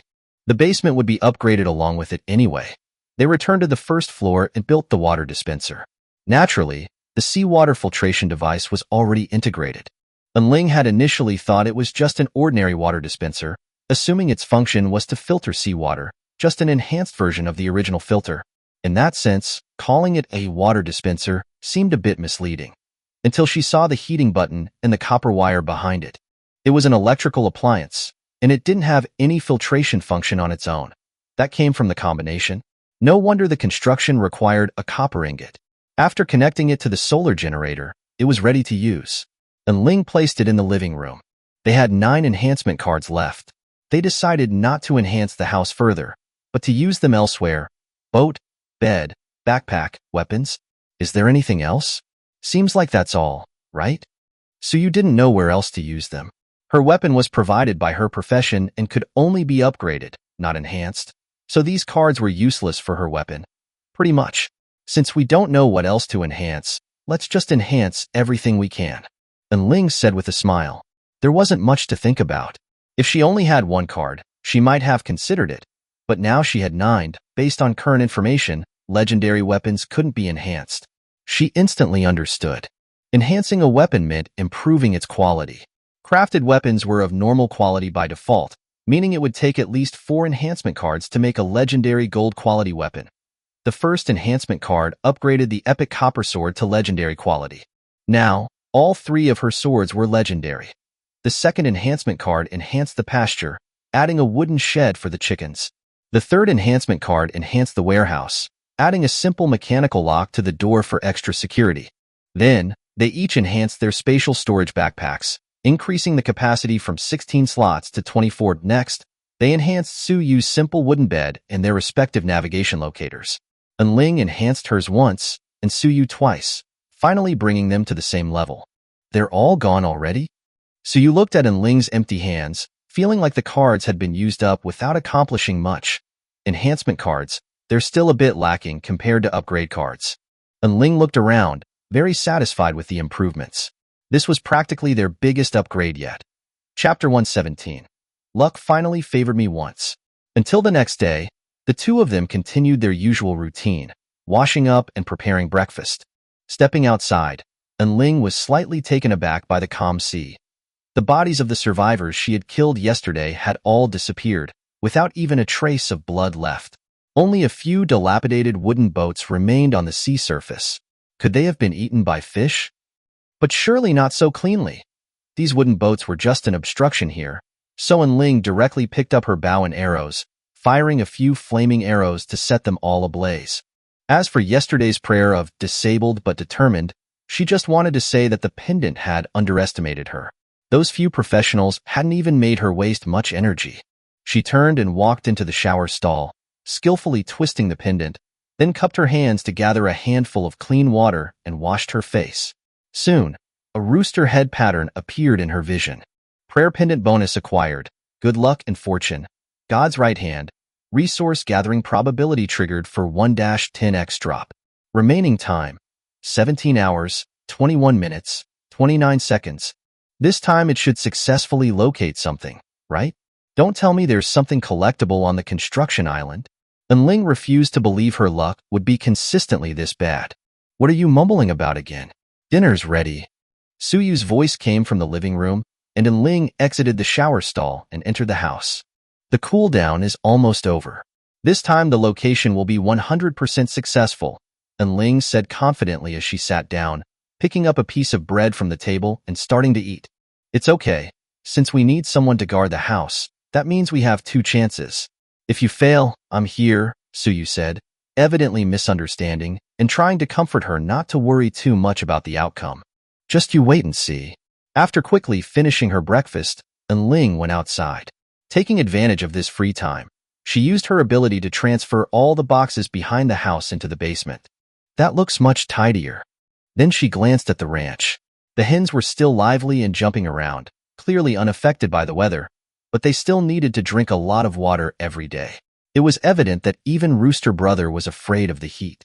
There were still no changes at the farm. This short amount of time wasn't enough for the plants to sprout.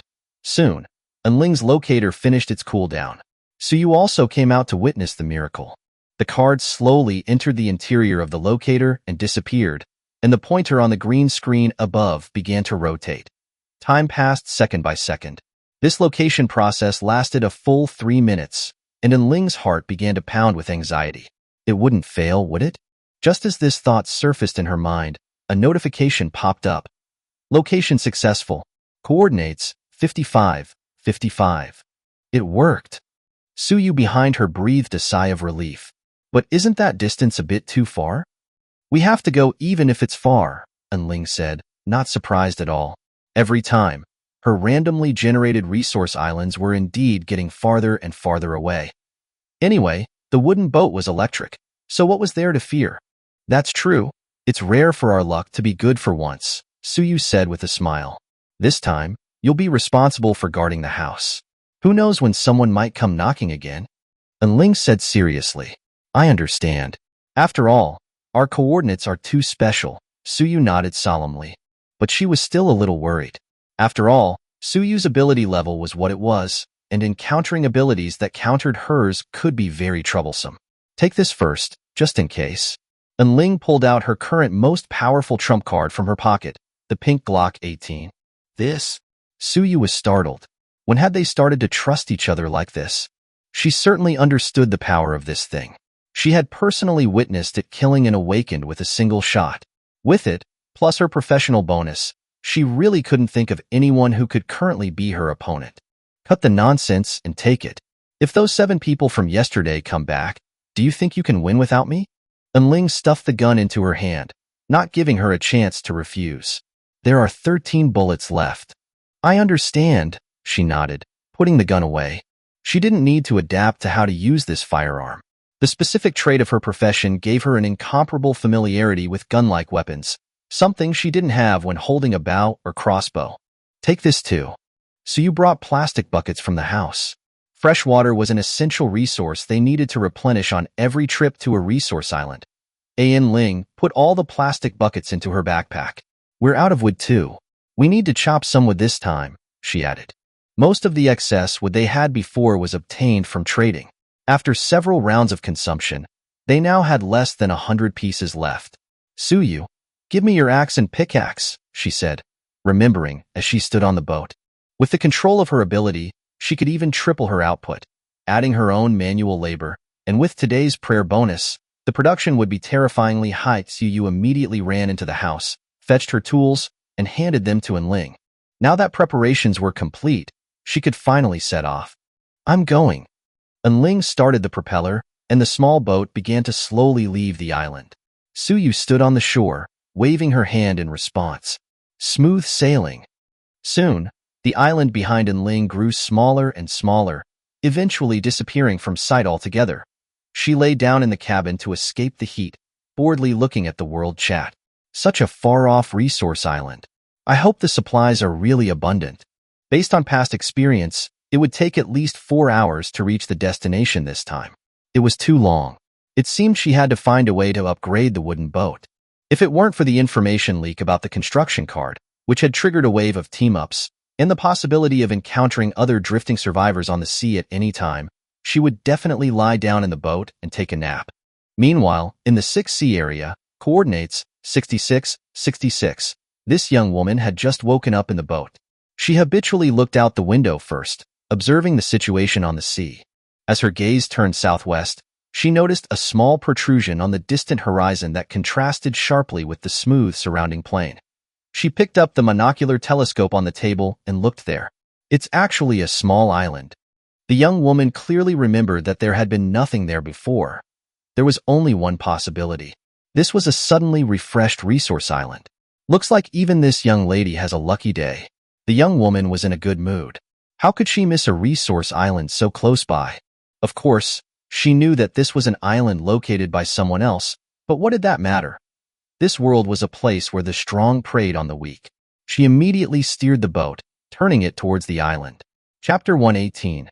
Clash with the ship medic. At 1 o'clock in the afternoon, Ling finally saw the resource island she had located, but she didn't feel even a trace of happiness. Instead, her expression was grave. This time, she didn't even need to circle the island. A wooden sailing ship was already visible in the distance. Damn it, I finally managed to locate a resource island, only to find someone else has beaten me to it? Ling immediately sped up, heading towards the resource island at full throttle. This was a tropical island, with towering trees clustered everywhere, obscuring all peripheral vision and preventing observation of any other information. At this moment, Ling was also a little anxious. She didn't need to scout the island anymore. She planned to make a direct frontal landing. Only when she got closer did she clearly observe the other party's ship. This ship was much larger than her wooden boat. Not only did it have a mast and sails, but it also had 2 propellers installed at the stern, and the square wooden cabin on the hull was much more luxurious than her wooden shack. Clearly, this was a wooden ship that had undergone multiple upgrades and enhancements. Ling's expression turned cold. This person was no pushover. She changed her mind and didn't immediately approach the shore. Instead, she steered her wooden boat to the rear of the other ship. As long as she didn't land, the remaining exploration time for this resource island wouldn't decrease. Although the island wouldn't disappear, the other party would still be subject to a time limit. If they couldn't leave within the specified time, they would be stranded on this island forever. So Ling wasn't worried. From the other party's ship, it was clear that this person wasn't ordinary. She didn't choose to land on the island and confront the other person head-on. As long as she destroyed their ship, this person would undoubtedly die. Of course, before that, she definitely had to search the other person's ship. Parking the boat on the sea, Ling immediately dropped anchor to secure it. The other ship was right in front of her, and she stepped onto her flying sword and landed directly on the deck of the other vessel. Water? She landed steadily at the stern, only to find that the entire interior of the ship was covered in a layer of seawater. This scene seemed a bit strange. She was still observing whether there were any leaks when she suddenly saw a girl's figure reflected in the seawater. The seawater inside the ship surged and instantly turned into several streams of water shooting towards her. Whoosh, whoosh, whoosh. Ling immediately drew her sword, swirling it in a beautiful arc in the air, blocking all the water streams. Looking up, she saw a black-haired girl with waist-length hair standing at the bow of the ship, seemingly appearing out of nowhere. "Not bad," she said, her faked smile revealing a hint of coldness as she stared at Ling at the stern. "You're the ship medic?" Ling deduced her identity the moment she appeared. Water ability, female, luxurious ship. It could only be her. Ship medic? Well, you're not wrong if you want to call me that. She spread her arms, her graceful figure fully displayed, and at that moment, the surrounding seawater came under her control. "Let me think. How should I deal with you, little thief?" she sneered, and two water dragons emerged from the sea behind her. They were positioned to her left and right, obeying the girl's summons and glaring menacingly at their enemy. "Thief!" Ling laughed when she heard this. "Then let this thief send you, the robber, on your way." The two locked eyes, and the atmosphere instantly became tense.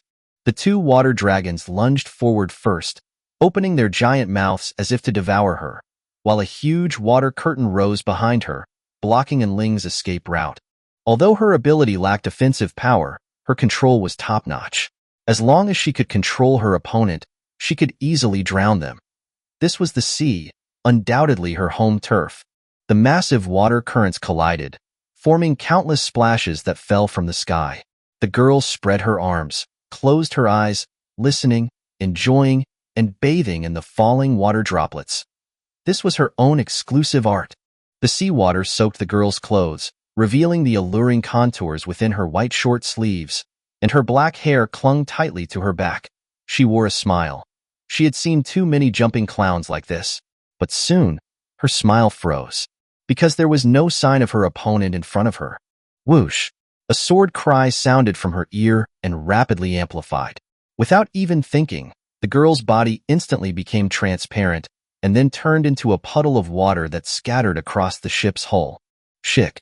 The powerful piercing force of the sword directly pierced through the bow of the ship and entered the sea, splashing a plume of water. Ling, flying on her sword in the sky, looked at the scene with a hint of surprise. She can actually transform her body into a part of the water? In that case, wouldn't she be immune to all physical attacks? If that were true, then even with a gun, it would be difficult to deal with her today. Of course, there was another possibility. This was an active skill that required the opponent to predict and release it in advance to avoid damage. If it were the latter, it would be easier to handle. The initial velocity of a Glock 18 bullet was 360 meters per second, and a normal person wouldn't be able to react after it was fired, so it would be possible to kill her with a pistol in a sneak attack. But Ling didn't care about that and didn't want to verify it. At this moment, she was high in the sky with an absolute advantage. As long as she destroyed the other person's ship, she would undoubtedly die. Even if the other person's ability was water, it was impossible to drift endlessly in the sea. The seawater surged, and the girl's body reassembled and appeared on the ship. She was drenched from head to toe, and her forehead was covered in fine beads of sweat. That was close. She almost died. She sighed, her gaze fixed on Ling in the sky, her heart filled with apprehension. All the arrogance from before was gone. This was the strongest person she had ever encountered, completely different from those small fries. This person was capable of threatening her life. Whoosh! Ling didn't give her a chance to catch her breath and directly threw the sword in her hand. The sword blade shone with golden light, carrying terrifying power as it pierced directly towards her. The girl didn't dare to be careless and immediately focused all her attention, activating her ability with full force. The seawater around the ship surged, and jets of water shot out, converging above her head to meet the oncoming flying sword. But how could these water currents block the immense piercing force of the flying sword? The water jets were instantly sliced apart, and her all-out effort only slightly slowed down the flying sword hurtling towards her head. No good. The girl decisively gave up on intercepting and immediately dodged to the side. But just then, bang! A large hole suddenly broke open in the bottom of the ship, and a sword surged up from beneath the girl's feet. It was the sword that had just fallen into the water. Shick! The girl once again turned into water, but a spray of blood appeared in mid-air, and Ling in the air sneered. So it was an active release, and it had a limited number of uses. The girl's water transformation was clearly slower this time. Seems like you're not so tough after all. Chapter 119. A bargain. The price of her life. I wonder what would have happened if this ship medic had encountered that awakened with the ice ability back then. She would have been completely crushed, right? Too bad. I already took care of him. Two flying swords danced around her as Ling looked down. The girl's figure had long since disappeared into the sea. She immediately flew back to her own boat, wanting to eliminate any possibility of the girl escaping. Two flying swords shot straight towards the girl's ship, while she held the last sword, guarding her own boat. Thinking of mutually assured destruction? Sorry, you don't have that chance. Let's see how long you can last hiding in the sea, Ling sneered.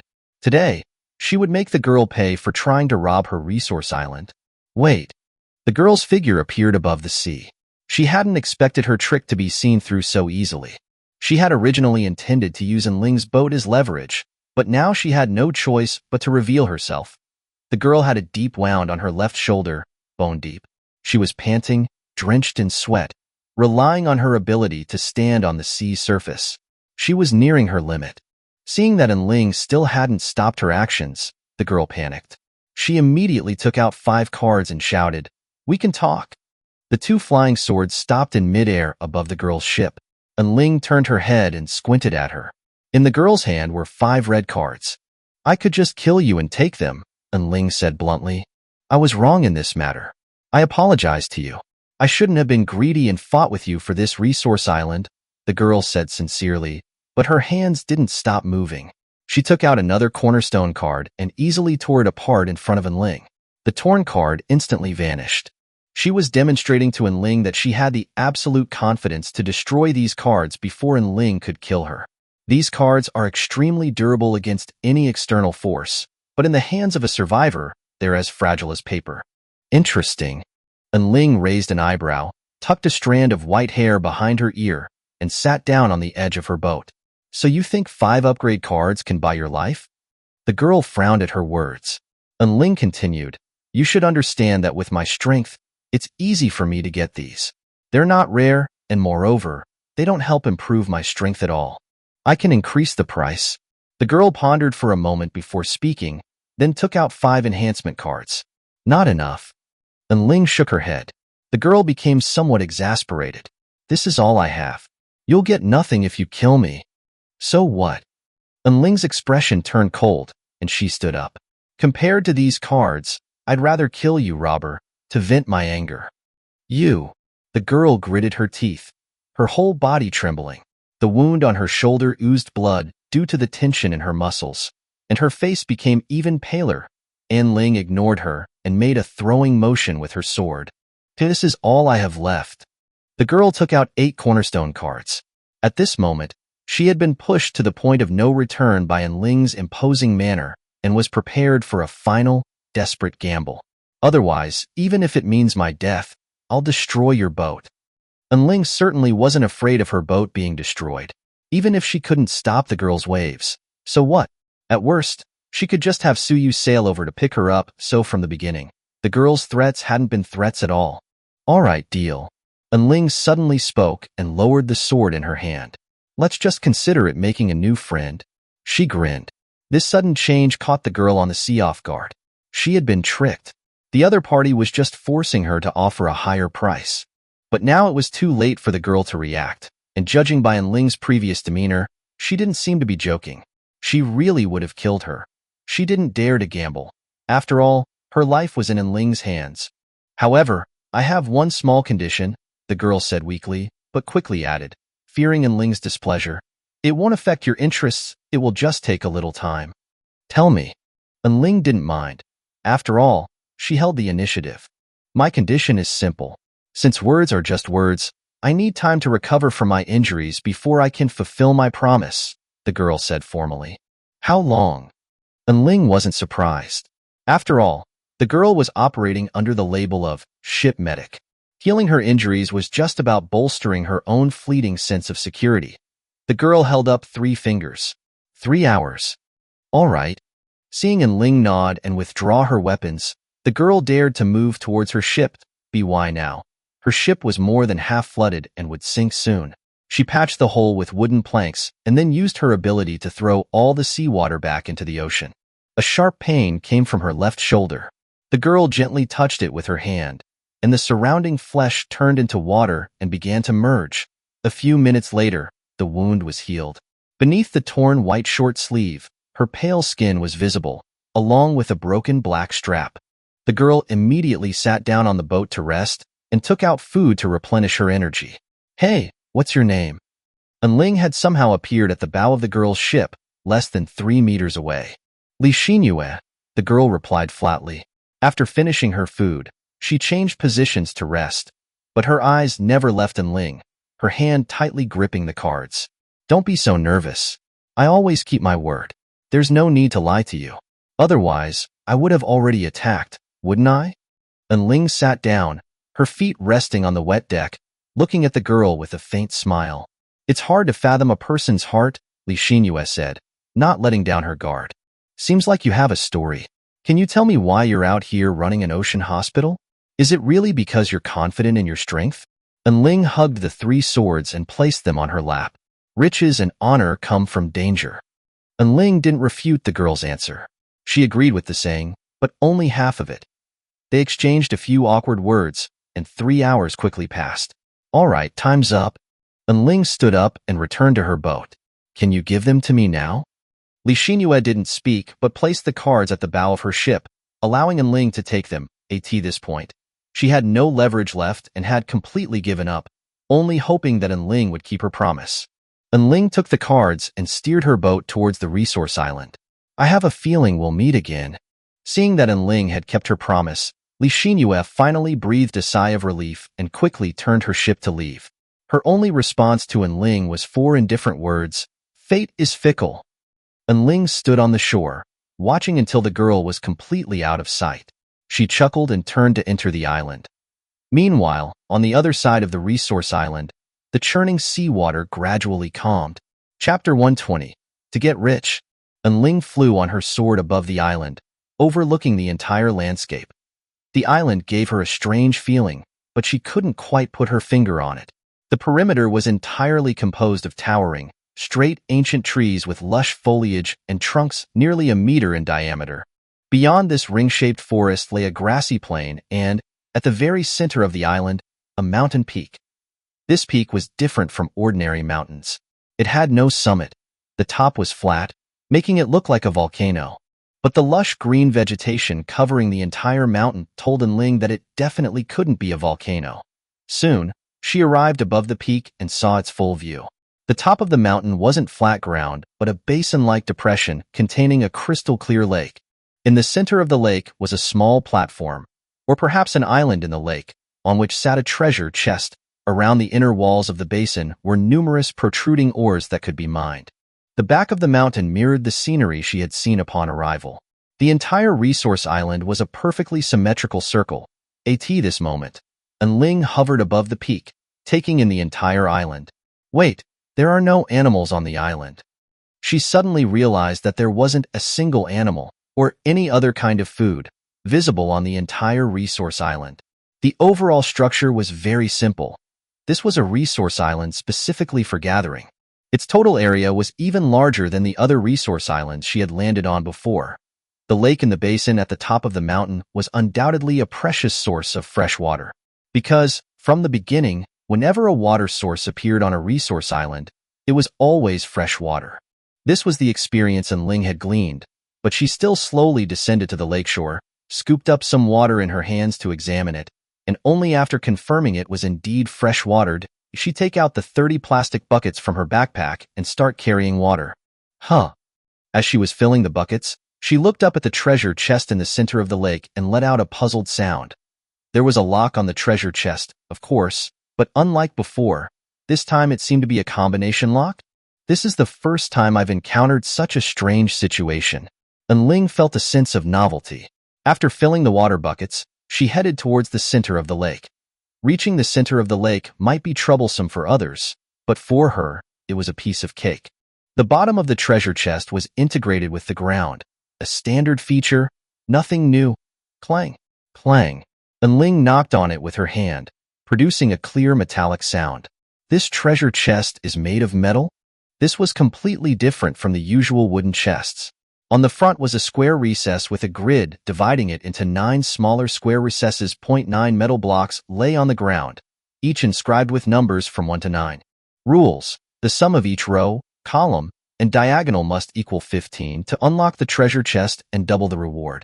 Destroying the treasure chest, violating the game rules, or reaching the time limit will transform the mountain into an active volcano and trigger an immediate eruption. Countdown: 59, 58, 57. So tricky? Looking at the suddenly appearing prompt, Ling wasn't panicked but instead revealed a strange smile. Isn't this a bit too condescending? As if this was just elementary school math. Back in the day, she was the math champion of her graduating class. She immediately picked up the metal blocks and started arranging them. 1 minute would be enough time to escape, but for her, it was completely unnecessary. In just 5 seconds, Ling solved the puzzle, and that included the time it took to pick up the metal blocks. 2, 9, 4, 7, 5, 3, 6, 1, 8. Click. The treasure chest sprang open, and the countdown disappeared. Ling looked inside the treasure chest. It was no different from the chests on previous resource islands, empty except for a card lying quietly inside. The difference was that this time, there were 2 cards. Why is there this strange puzzle-solving method? Does the system know that ordinary locks can no longer challenge survivors, so it deliberately increased the difficulty? Ling wondered as she picked up the 2 cards. The moment they touched her fingers, the words "General Purpose" on them transformed into swordsmanship exclusive skill cards. Could this be a hint? She stopped thinking about it and directly chose to use them.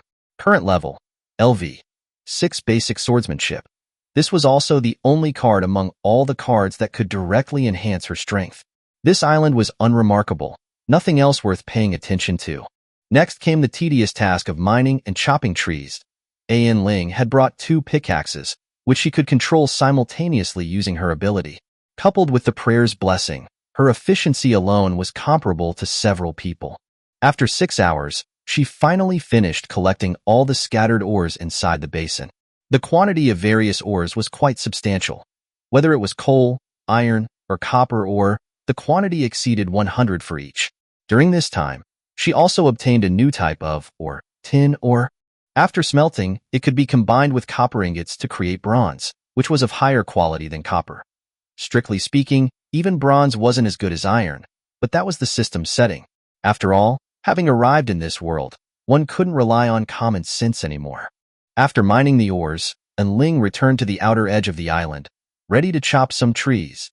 To get rich, first chop wood. 2 axes worked simultaneously, and towering trees fell one after another, then decomposed. Gathering multiplier triggered. 4. Obtained wood 28. Rubber 4. Gathering multiplier triggered. 2. Obtained wood 14. Rubber 2. So they're rubber trees. Ling suddenly understood. Now she could unlock new buildings. She glanced at the time. There were still a dozen hours left. She wouldn't waste any time this time and planned to keep chopping trees until the exploration time ended. The next day, the overhead sun was still scorching.